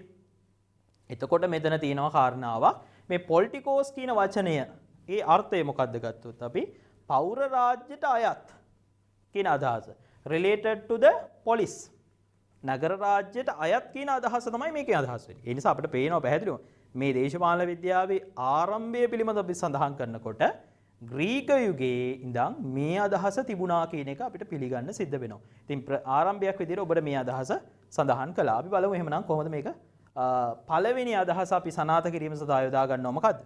භාෂාවන්ගේ ව්‍යවහාරය තුල දේශපාලනය ආණ්ඩුකරණය සම්බන්ධ සංකල්පයක් විදිහට සනාථ කරන්නේ කොහොමද? බොහොම සරලයි. භාෂාවන්ගේ ව්‍යවහාරය. විවිධ භාෂාවන්ගේ දේශපාලනය කියන වචනය විග්‍රහ කරලා තියෙන්නේ කොහොමද? අපේ දරුවෝ බොහොම පැහැදිලිව දන්නවා දේශපාලනය පිළිබඳ විවිධ. දැන් අපි මේ අපරදිග බටහිර චින්තනය තුල විතර නෙවෙයි පෙරදිග භාෂාවන් ඇසුරිනුත් අපි මේ වචනයට අර්ථය හොයා ගන්නවා. දෙමළ භාෂාවේ අරසියල් කියලා අපි හඳුන්වනවා. හින්දි භාෂාවේ රාජ්නීති, බෙන්ගලි භාෂාවේ රාජ්නීති, මලයාලම් භාෂාවේ රාෂ්ට්‍රීයාංග කියලා කියනවා. දැන් මේ විවිධ භාෂාවන් වල තියෙන අදහස අපි ගත්තොත් සෑම භාෂාවකම අදහස වෙලා තියෙන්නේ රාජ්‍ය පාලනය. එහෙම නැත්නම් රාජ්‍ය පාලනය හා සම්බන්ධ ආණ්ඩුකරණය හා සම්බන්ධ අදහසක්. එතකොට අපිට පේනවා විවිධ වූ භාෂාවන්ගේ ව්‍යවහාරය වෙලා තියෙන්නේ දේශපාලනය කියලා කියන්නේ පැහැදිලිවම රාජ්‍ය පාලනය. එහෙම නැත්නම් රාජ්‍ය හා ආණ්ඩුකරණය හා සම්බන්ධ වන්නා වූ සංකල්පයක් විදියට නම් මේ තර්කය ප්‍රමාණවත් අපිට දේශපාලනය ආණ්ඩු කිරීමේ කලාවක් කියන අදහස සනාථ කරලා පෙන්වන්න. ඔන්න එහෙමනම් දුවේ පුතේ අපි ගත්තා පළවෙනි තර්කය අරගෙන පෙන්වලා දුන්නා පැහැදිලිවම ආණ්ඩු කිරීමේ කලාවක් කියලා. දෙවෙනි අදහස. දැන් මේ අදහසෙන් අපිට කියන්න වෙන්නේ විවිධ භාෂාවන්ගේ ව්‍යවහාරය තුළ බලන්න මේ අදහස පැහැදිලිවම දේශපාලනය කියන්නේ ආණ්ඩු කිරීමේ රාජ්‍ය හා ආණ්ඩුවට සම්බන්ධ මාතෘකාවක් කියන අදහස. දෙවෙනි අදහසට අපි ආවොත් දෙවෙනි තර්කයට අපි ආවොත් මේක සනාථ කරන්න යන දෙවෙනි තර්කයට ආවොත් ග්‍රීක දේශපාලනය තුළ ආණ්ඩු කිරීමේ කලාවක් විදිහට මේක හඳුන්වා දීම. දැන් ග්‍රීක යුගයේ ඉන්න ප්‍රධාන දාර්ශනිකයින් දෙදෙනා ප්ලේටෝ සහ ඇරිස්ටෝටල් මේ දෙදෙනාගේ විග්‍රහයන් මොන වගේද? මේ දෙදෙනා දේශපාලන සම්බන්ධයෙන් දක්වන අදහස් මොන වගේද? අපි බැලුවොත් බොහොම පැහැදිලිව ඉදිරිපත් වෙනවා කෙලින්ම රාජ්‍ය පාලනය සම්බන්ධ වන්නා වූ විද්‍යාවක් විදිහට තමයි දේශපාලන විද්‍යාව හැඳින්වලා තින්නේ දේශපාලනය හඳුන්වා දීලා තින්නේ. එතකොට අපිට පේනවා අපි අදහසක්ම එමු. ප්ලේටෝ ප්‍රකාශ කරන අදහසක්. ප්ලේටෝ කියනවා දේශපාලනය යනු දේශපාලනික ප්‍රජාවන් රාජ්‍යතාන්ත්‍රිකයන් විසින් කරනු ලබන කලාවක්. පැහැදිලිවම ප්ලේටෝ ප්‍රකාශ කරනවා. ඒතර ප්ලේටෝගේ මේ කියමන අතිශය වැදගත් වෙනවා ඔබට. දේශපාලන ආණ්ඩු කිරීමේ කලාවක් කියන අදහස රාජ්‍ය ආණ්ඩුව සම්බන්ධ වන්නා වූ සංකල්පයක් කියන අදහස සනාථ කරන්න. ඒත් එකම බොහොම පැහැදිලිව ඊටත් වඩා එහාට ගිහිල්ලා ඔබට මේක තර්කානුකූලව කියන්න පුළුවන්. ප්ලේටෝ තවත් කියනවා තමන්ගේ ස්ටේට්මන්ට් රාජ්‍ය පාලකයා කියන කෘතිය තුල එක් මනුස්සයින් පිරිසක් විසින් තවත් මනුස්සයින් පිරිසක් පාලනය හා සම්බන්ධ වන්නා වූ දෙයක්. දැන් ඊටාම තර්කානුකූලවම සනාථ වෙනවා ග්‍රීක දේශපාලන චින්තනය තුළ දේශපාලනය පිළිඅරන් තියෙන්නේ බොහොම පැහැදිලිව රාජ්‍ය හා ආණ්ඩුකරණය සම්බන්ධ වන්නා වූ සංකල්පයක් විදිහට. ඔන්න දෙවෙනි තර්කය දුවේ පුතේ අපි ඉදිරිපත් කළා. අපි බලමු ඊළඟ තර්කය මොකක්ද කියලා. අපි බටහිර චින්තනයේ පමණක් නෙවෙයි අපිට පෙරදිග චින්තනයත් වැදගත්. මම පැහැදිලිව මේ පාඩම් ප්‍රවේශ වීමේදී ඔබ දකින්න ඇති ඡායාරූප දෙකක් තිබුණා. ඒ ඡායාරූප දෙකේ ඇරිස්ටෝටල් සහ කවුටිල්ලගේ ඡායාරූපේ තමයි තිබෙන්නේ. පෙරදිග දේශපාලන චින්තනය පිළිබඳව කතා කරනකොට අපිට චාණක්‍ය හේවත් කවුටිල්ල පිළිබඳව කතා නොකරම බෑ. ඒ නිසා පෙරදිග දේශපාලන චින්තනය තුලත් ඔය අදහසම තමයි පිළිඅරන් තියෙන්නේ. මොකද්ද පෙරදිග දේශපාලන චින්තනය තුල පිළිඅරන්? දේශපාලනය කියන්නේ කිසපුර 4 වන සියවසේ මේ අදහස සනාථ වෙනවා. දේශපාලනය කියන්නේ පැහැදිලිවම ආණ්ඩුකරණය හා සම්බන්ධ වන්නා වූ සංකල්පයක් විදිහට. එතකොට මේ කවුටිල්ලගේ දේශපාලනය කියලා කියන්නේ ආණ්ඩුවට සහ පාලකයින්ට සම්බන්ධව සිදුවන ක්‍රියාකාරකමක්. එතකොට කවුටිල්ල මේ සම්බන්ධයෙන් කවුටිල්ලගේ විග්‍රහයන් තිබිලා තියෙන්නේ දේශපාලනය කියන්නේ මේ හුදෙක් මේ රාජ්‍ය පාලකයින්ට පමණක් අනන්‍ය වන්නා වූ වැදගත් වන්නා වූ මාතෘකාවක් විදිහට කවුටිල්ල විග්‍රහ කරන්නේ. එතකොට දැන් කවුටිල්ලගේ තව ටිකක් අපි විග්‍රහ කළොත් ඔහු දේශපාලනය කියලා අදහස් කරන්නේ රාජ්‍ය පාලනයේදී පාලකයෙකු භාවිතා කරන දේශපාලනයේ යුදමය හා රාජ්‍යතාන්ත්‍රික උපක්‍රම. තව ටිකක් විග්‍රහ කළොත් කවුටිල්ලගේ විග්‍රහය තුල ඒ නිසා අපේ දරුවන්ට දැන් පැහැදිලි වෙනවා එහෙමනම් පෙරදිග දේශපාලන චින්තනය තුලත් දේශපාලනය කියන්නේ මේ රාජ්‍ය පාලනය හා සම්බන්ධ වන්නා වූ සංකල්පයක් විදිහට තමයි පිළිඅරන් තියෙන්නේ. හැබැයි මෙතනදී අපි අවබෝධ කරගත යුතු කාරණාවක් මම මෙතනදී ඔබට එකතු කරනවා. ඒ තමයි දැන් මේකෙදි පිළිතුරේදී මේ කාරණාව ඔබ විග්‍රහ කරන්න නොගියත් මේ කාරණාව ඔබ හරියට තේරුම් ගන්න ඕනේ. ඒ තමයි මොකද්ද? ග්‍රීක සහ පෙරදිග දේශපාලන චින්තනයන් වල පොඩි වෙනස්කමක් තියෙනවා. ඒ වෙනස්කම ඇති වෙන්න පැහැදිලි හේතුවක් තියෙනවා. ඒ තමයි මොකක්ද? දැන් ග්‍රීක දේශපාලන චින්තනය ගොඩනගනකොට ග්‍රීසියේ තිබුණ පුතේ ඍජු ප්‍රජාතන්ත්‍රවාදී දේශපාලනය තුල පුරවැසියාගේ ප්‍රධානම දේශපාලන දායකත්වයේ පුරවැසියා විදිහට තමයි තිබුණේ. එතකොට නමුත් මේ කෞටිල්‍යගේ දේශපාලන විග්‍රහයන් තන මෞර්ය අධිරාජ්‍ය කාල සීමාව තුල දේශපාලනය සඳහා පැහැදිලිවම පුරවැසියාගේ සහභාගීත්වයක් අවධාරණය වෙන්නේ නැහැ. ඒ නිසා මෙන්න මේ කාරණාව අනුව ග්‍රීක දේශපාලන චින්තනය සහ පෙරදිග දේශපාලන චින්තනයේදී මේ කෞටිල්‍යගේ විග්‍රහයන් වලින් පැහැදිලි වෙනස්කමක් පුරවැසියාගේ සහභාගීත්වය කියන කාරණාවෙදී සිදු වෙනවා. හැබැයි දෙකේම පිළිගන්නේ එකම අදහසක්. මොකද්ද? දේශපාලනය කියන්නේ ආණ්ඩු කිරීමේ කලාවක් කියන අදහස සනාථ වෙන අදහස් තමයි ඉදිරිපත් වෙලා තියෙන්නේ. මම හිතනවා ඔබට පැහැදිලි වුණා කියලා මම විශ්වාස කරනවා. දැන් මේ ඊළඟ තේමාවට අපි යමු හතරවෙනි තේමාවට මේක තර්කානුකූලව සනාථ කිරීමේදී දැන් දේශපාලන විද්‍යාව ශාස්ත්‍රීය අධ්‍යයනය කරන දේශපාලන විද්‍යාව දැන් දේශපාලන විද්‍යාව තුල ශාස්ත්‍රීයව හැදෑරීමේදී ඔබට වැඩි හරියක් ඔබට හම්බෙන මාතෘකා දිහා අවධානය යොමු කරන්න බලන්න වැඩි හරියක් අවධානය යොමු වෙන්නේ මොන වගේ කාරණු කාරණා පිළිබඳවද වැඩි හරියක් අවධානය යොමු වෙන්නේ කියලා දේශපාලන විද්‍යාව තුල අපි දේශපාලනයේ ශාස්ත්‍රීය හදාරනවානේ ඒතර ඒ ශාස්ත්‍රීය හැදෑරීම තුල වැඩිමනං යමක් ඔබට සාකච්ඡා කරන්න තියෙන්නේ රාජ්‍ය හා සම්බන්ධ තේමාවන්. රාජ්‍ය හා සම්බන්ධ තේමාවන් බලන්න එක්ක රාජ්‍ය හා ආණ්ඩුව, එහෙම නැත්නම් ආණ්ඩු ක්‍රම ව්‍යවස්ථා, ඒ වගේ නැත්නම් ආණ්ඩු ක්‍රම නීති, දේශපාලන ආයතන, දේශපාලන දර්ශනය, රාජ්‍ය බලය මේ කියන තේමාවන් තමයි සාකච්ඡා කරන දේශපාලන විද්‍යාව තුළ වැඩිමනං මේ දායකත්වයක් තියෙන මේ කාරණා පිළිබඳව.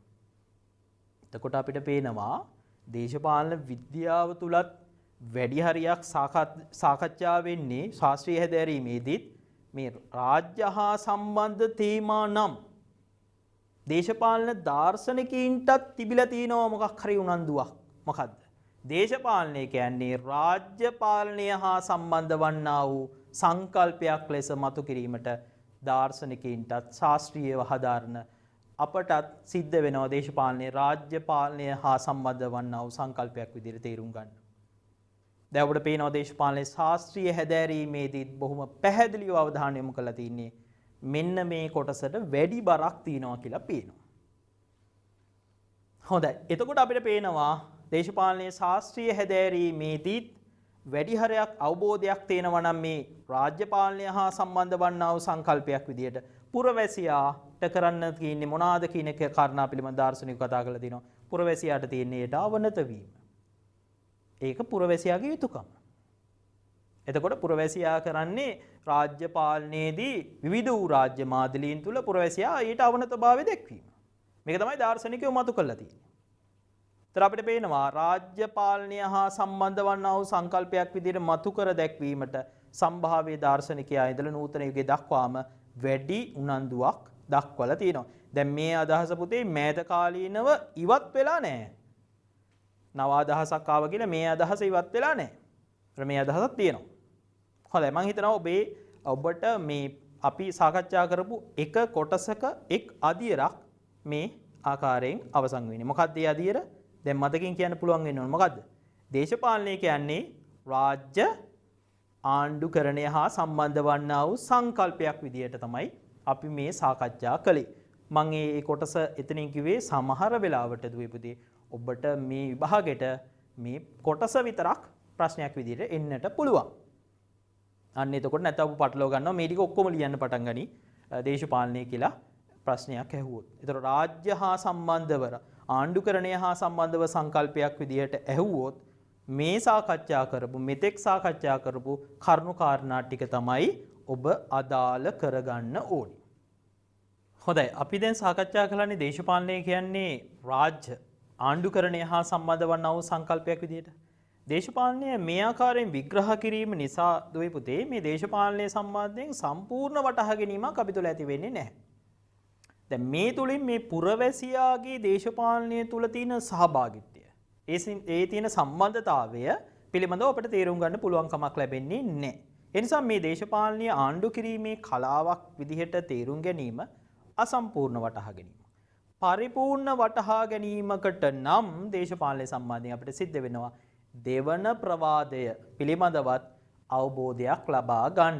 එහෙමනම් අපි දන්නවා දේශපාලනය සම්බන්ධයෙන් තියෙන ඊළඟ ප්‍රවාදය තමයි දේශපාලනය කියන්නේ පුරවැසියා සහ සම්බන්ධ වන සමාජ භාවිතයක් කියන අදහස. අපි සාකච්ඡා කරලා බලමු මේ අදහස කොහොමද තර්කානුකූලව සනාථ කරලා පෙන්වන්නේ කියලා.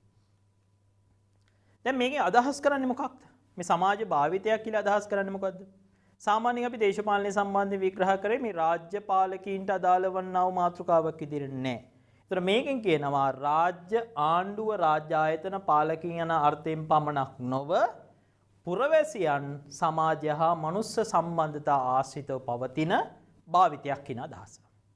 ඒ නිසා මේ පුරවැසියාගේ භාවිතයක් කියන අදහස දේශපාලනය සම්බන්ධයෙන් අපිට මෙතෙන්දී තේරුම් ගන්න උත්සාහ කරනවා අපි සමාජ භාවිතයක් කියන අදහස තේරුම් ගන්න උත්සාහ කරනවා. එhmenan ද්වීපතේ අපි කිව්වේ මොකද්ද කාරණාව? ඒ තමයි දේශපාලනය කියන්නේ හුදෙක් රාජ්‍ය ආණ්ඩුව එහෙම නැත්නම් ඒ සම්බන්ධ වෙන ආයතන රාජ්‍ය පාලකයන් සම්බන්ධ අනන්‍ය වන්නා වූ මාතෘකාවක් පමණක් නොව ඒහා සම්බන්ධ වන්නා වූ පුරවැසියාගේ සමාජ භාවිතයක් විදියට මේ වටහා ගත යුතුයි. එතකොට තමයි මේ සම්බන්ධයෙන් අපිට පරිපූර්ණ වටහා ගැනීමක් ලැබෙන්නේ. හොඳයි. මේව සාකච්ඡා කරන්න ගියාම අපිට ඒ සම්බන්ධයෙන් තල දෙකක් තියෙනවා කියලා මම මුලින් සඳහන් කළා ඔබට මතක ඇති.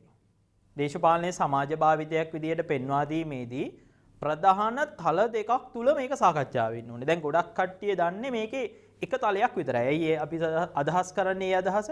දැන් මේ දේශපාලනය කියන්නේ අපි දේශපාලන රැස්වීම් වලට සහභාගී වෙනවා, ඡන්ද දෙනවා, ඡන්දදායකයෙක් විදියට සම්බන්ධ වෙනවා. මේ සම්බන්ධ දේශපාලනයක් විතරයි ගොඩක් කට්ටිය හිතන්නේ. සාමාන්‍ය දේශපාලනය තුල සාමාන්‍ය පුරවැසියන්. ඊට එහාට ගිය දේශපාලනයකුත් තියෙනවා ද්වීපතේ. අන්නේ දේශපාලනය තමයි අපි දෙවන තලයේදී අපි අදහස් කරන්නේ. එහෙමනම් දේශපාලනයේ පුරවැසියාගේ භාවිතයක් ක්‍රියාකාරකමක් විදිහට තියෙන තල දෙකක් තුල අපි මෙන්න මේ කාරණාව සනාථ කරලා පෙන්වමු. හරි. එහෙමනම් බලමු මෙතෙන්දී පුරවැසියා රාජ්‍ය සමග පවත්වන සම්බන්ධතාවවලදී පුරවැසියා සිදු කරන භාවිතයක් විදිහට මේක තේරුම් ගන්නේ කොහොමද කියන කාරණාව. දැන් ඔබ පැහැදිලිව දන්නවා මේ කියන්නේ රාජ්‍ය හා ආණ්ඩුව. රාජ්‍ය හා ආණ්ඩුව සම්බන්ධව සමාජ මට්ටමින් පුරවැසියන් රාජ්‍ය සමග ගනුදෙනු කරන තලයක් තියෙනවා. අවකාශයක් තියෙනවා. පුරවැසියාට තියෙනවා රාජ්‍ය හා ආණ්ඩුව සම්බන්ධ සම්බන්ධතාවයක්. ඒ සම්බන්ධතාවයේ තියෙන නිසානේ අපි මේ රාජ්‍ය හා ආණ්ඩුව හා සම්බන්ධ දේශපාලනය හා සම්බන්ධ වෙන්නේ. නිසා මේ තලයේ තමයි මේ අදහස් කරන්නේ. අපි රාජ්‍ය හා ආණ්ඩුව සම්බන්ධ දේශපාලනයක අපිත් නිරත වෙනවා. අපිත් ඒ හා සම්බන්ධ දේශපාලනයට සම්බන්ධ වෙනවා. ඒ තලයේ තමයි ද්වීපතේ මේ කියන්නේ. හරි මොනවාද ඒ කාරණා කියලා අපි ඉස්සරහට සාකච්ඡා කරමු. එතකොට ඔක මේ කාරණා ඔයගොල්ලන්ට තව ටිකක් පැහැදිලි වෙනවා. පුරවැසියන් සෑම දිනෙකම මේ දේශපාලනයේ නිරත වෙනවා. දැන් දේශපාලනයෙන් විනිර්මුක්ත වෙලා ඉන්න පුළුවන්ද කාටවත්? දේශපාලනයෙන් ඉවත් වෙලා ඉන්න පුළුවන්ද? බෑ. දේශපාලනයේ සෑම පුරවැසියෙක්ම සම්බන්ධයි. දැන් කිසියම් මිනිස්සෙක් කියනවා නම් අපි ওই දේශපාලනයට කිසිම සම්බන්ධතාවයක් නැහැ. අපි ව්‍යාපාරයක් කරනවා, අපි ජීවත් වෙනවා කියන අදහස සාමාන්‍ය දිනදා ව්‍යවහාරය තුල අපිට අහන්න දකින්න හම්බෙන දෙයක් නේ ඔක. එහෙම කියන අදහසට ඔන්න ඕගොල්ලන්ට අද දවසේ දෙන්න උත්තරයක් තියෙනවා. දේශපාලනයට සියලුම පුරවැසියන් සම්බන්ධයි කියන එක. සියලුම මේ පොළොව මත ජීවත් වෙන සියලුම මිනිස්සෙයින් දේශපාලනික සත්වයින් විදිහට තමයි අපි පිළිගන්නේ. ඒ නිසා දේශපාලනයට සම්බන්ධයි සෑම මිනිසෙක්ම. හොඳයි අපි බලමු මේ අදහස් ටික සනාථ කරන්න අපි අදාළ කරගන්න කරුණු මොනවාද කියලා. දැන් මේක කියනවා දේශපාලනය දේශපාලනීන්ට පමණක් අදාළ වන්නා වූ මාතෘකාවක් නොවේ. දේශපාලනය සමාජයේ ජීවත් වන සමාජයේ පුරවැසියාටද අදාළ වන්නා වූ මාතෘකාවක් විදිහට වටහා ගැනීම තමයි උතේ මේකෙදී අපි උත්සාහ කරන්නේ. ඒ නිසා සෑම පුරවැසියෙක්ම තුලම දේශපාලන සහභාගීත්වයක් තියෙනවා. අපි කියනවා politics of citizens partnership කියලා අපි කියනවා. පුරවැසි දේශපාලන සහභාගීත්වයක් තියෙනවා. ඒ නිසා මෙන්න මේ කියන පුරවැසි දේශපාලන සහභාගීත්වය පිළිබඳව තමයි මේ කොටසෙන් මේ තලයෙන් අපි සාකච්ඡා කරන්නේ. එහෙනම් ඔබට පේනවා පැහැදිලිවම දේශපාලනය සම්බන්ධයෙන් පුරවැසියාගේ සමාජ භාවිතය තුල එක තලයක් අපි හඳුනා ගන්නවා. ඒ තමයි මොකද්ද? රාජ්‍ය හා ආණ්ඩුව හා සම්බන්ධව පුරවැසියාට තියෙනවා දේශපාලනයක්. පුරවැසියා දේශපාලන ක්‍රියාකාරකම් වල නිරත වෙනවා. ඒ හා සම්බන්ධතාවයක් තියෙනවා. අන්න ඒ සමාජ භාවිතය තමයි මේ අපි එක කොටසක් විදිහට අදහස් කරන්නේ. අපි බලමු ඒක කොහොමද සාකච්ඡා කරන්නේ කියලා. ඒකේ සාකච්ඡාව තුළ බොම් පැහැදිලිව මෙන්න මේ කියන කරුණු කාරණා ටික තර්කානුකූලව ඔප්පු කරලා පෙන්වන්නට අවශ්‍ය වෙනවා. මොනවාද ඒ කරුණු කාරණා ටික? සමාජ ජීවිතය තුළ දේශපාලන ක්‍රියාකාරකම් නිරත වෙනවා. අපි බලමුකෝ මොනවාද සමාජ ජීවිතය තුළ නිරත වන දේශපාලන ක්‍රියාකාරකම් කියලා. ඒ වගේම තමයි මේ කරුණු කාරණා මම කලින් සඳහන් කළා. පුද්ගලයා සමාජ ජීවිතය තුළ කතා බහට ලක් කරන ප්‍රධාන මාතෘකාවක්. ඒ වගේම තමයි ග්‍රීක දේශපාලන චින්තනය තුලත් පුරවැසියාගේ භාවිතයක් විදිහට තිබුණා. ඒ වගේම තමයි සාමාන්‍ය පුරවැසියාගේ දේශපාලන විග්‍රහයන් තුළ ගැඹුරු දාර්ශනික පරිකල්පනීය හැකියාවක් තියෙනවා. ඒ වගේම තමයි සාධනීය හා නිෂේධනීය වශයෙන් පුරවැසියාට දේශපාලන සම්බන්ධයෙන් වටහා ගැනීමක් තියෙනවා. මෙන්න මේ කරුණු ටික මූලික කරගෙන පුතේ අපි බලමු දේශපාලනය සමාජ භාවිතයක් විදියට තේරුම් ගන්න. හැබැයි මේ තේරුම් ගන්න උත්සාහ කරන්නේ මොන සමාජ භාවිතයද? රාජ්‍ය හා ආණ්ඩුව හා සම්බන්ධව පුරවැසියාට තියෙන සමාජ භාවිතය. පළවෙනි තර්කයට අපි එනවා. මොනවාද මේ පළවෙනි තර්කය? සමාජ ජීවිතය තුළ දේශපාලන ක්‍රියාකාරකම් වල නිරත වීම. දැන් අපි එදිනෙදා සමාජ ජීවිතය තුළ ඔබ දකින්නවනේ විවිධ වූ දේශපාලන ක්‍රියාකාරකම් නිරත වෙනවා. අපි දේශපාලනය හා සම්බන්ධයිනේ. මොනවාද මේ සම්බන්ධයෙන් අපි නිරත වන ක්‍රියාකාරකම්? ඔබ දන්නවා මොනවාද? මෙතන නිදසුන් විදියට ඔබට පැහැදිලිව තිරේදී මේ මොහොතේ පේනවා. මොනවාද? පුරවැසියන්ට ඡන්දෙ දෙනවා. දේශපාලන පක්ෂවල සමාජිකයෝ වෙනවා. වෘත්තීය සමිතිවල ක්‍රියාශීලී වෙනවා. පෙළපාලියනවා. උද්ඝෝෂණ වලට සහභාගී වෙනවා. තමා අයිතිවාසිකම් ඉල්ලලා සටන් කරනවා. අසල්වැසියන් සමග දේශපාලනය පිළිබඳ සාකච්ඡා වේදෙනවා. මෙන්න අපි දේශපාලනයේ සම්බන්ධ වන අවස්ථා.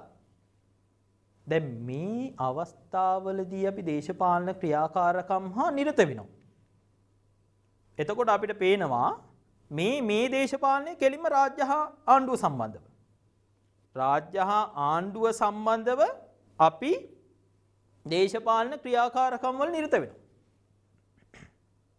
එතකොට අපිට පේනවා මොකද්ද? රාජ්‍ය හා ආණ්ඩුව සම්බන්ධව පුරවැසියාගේ දේශපාලන භාවිතයක් තියෙනවා. සමාජ භාවිතයක් තියෙනවා. එහෙමනම් පළවෙනි තර්කය තමයි අපිට තියෙනවා දේශපාලන ක්‍රියාකාරකම් ටිකක් රාජ්‍ය හා ආණ්ඩුව සම්බන්ධව. මේක අපි සිදු කරන්නේ ගෙදරදී නෙමේ කොහෙද? සමාජයේදී. එහෙනම් මේක සමාජ භාවිතයක්. හරි. එහෙමනම් පුතේ අපි පළවෙනි තර්කයෙන් පෙන්නවා පුරවැසියා කියන්නේ පෞද්ගලිකව ඉන්න චරිතයක් නෙමේ සමාජය තුළ පොදු වශයෙන් ක්‍රියාත්මක වන්නා වූ සමාජ භාවිතයක් විදියට මෙය වටහා ගැනීම. දෙවෙනි තර්කයේදී මොකද්ද කියන්න තියෙන්නේ? පුද්ගලයා සමාජ ජීවිතය තුළ කතා බහට ලක් කරන ප්‍රධාන තේමාවන් දෙකක්. දැන් සරලව මේක තේරුම් ගන්න. සමහරලාට මේ හන්දියේදී, බස් එකේදී, කෝච්චියේදී, සමහරලාට මේ මාකට් එකේදී මේ පුරවැසියන් එකට හමු වන අවකාශනේ අපි මහජන පරිමණ්ඩලය කියලා කියන්නේ. මේ හමු වන අවකාශය තුල කතා බහට ලක් කරන ප්‍රධානම තේමාව මොකක්ද? ප්‍රධාන මාතෘකාව. අපි හිතමු දැන් පාසලේදී වුණත් ඔෆිස් එකේදී ගුරුවරුන් සාකච්ඡා කරන මාතෘකා මොනවාද? ඔබ සමහර විට මේ සම්බන්ධයෙන් සාකච්ඡා කරන වැඩි ඔබ යාළුවොත් එක්ක. රටේ දේශපාලනය පිළිබඳ, එදිනෙදා කතා බහ පිළිබඳ, එදිනෙදා මතුවන දේශපාලන ප්‍රශ්න පිළිබඳව, එදිනෙදා ගන්න රාජ්‍ය ප්‍රතිපත්ති පිළිබඳව, තීන්දුවත් පිළිබඳව එදිනෙදා සාකච්ඡා සිදු වෙනවා. එහෙනම් දැන් පුරවැසියාගේ කතා බහේ තියෙන ප්‍රධානම මාතෘකාව මොකක්ද කියලා හෙව්වොත් ඔයගලන්ට කෙලින්ම උත්තර දෙන්න වෙනවා. මොකක්ද? ප්‍රධාන වශයෙන්ම පුරවැසියා සමගගේ සමාජ ජීවිතය තුළ කතා බහ ලක් කරන ප්‍රධාන මාතෘකාව තමයි මොකද්ද? දේශපාලනය. දේශපාලනය තමයි ඔහුගේ හෝ ඇයගේ ප්‍රධානම මාතෘකාව. එතකොට අපිට පේනවා දේශපාලනින් පුරවැසියන් ඈත් වෙලාද? නෑ. එයාගේ භාවිතයක් විදිහට තියෙන නිසා තමයි එයා මේ සම්බන්ධයෙන් ප්‍රධාන තේමාවක් විදිහට ඒ සාකච්ඡා කරන්නේ. එහෙනම් දේශපාලනය පුරවැසියාට අනන්‍ය වෙච්ච මාතෘකාවක් විදිහට අපට පැහැදිලිව පේනවා.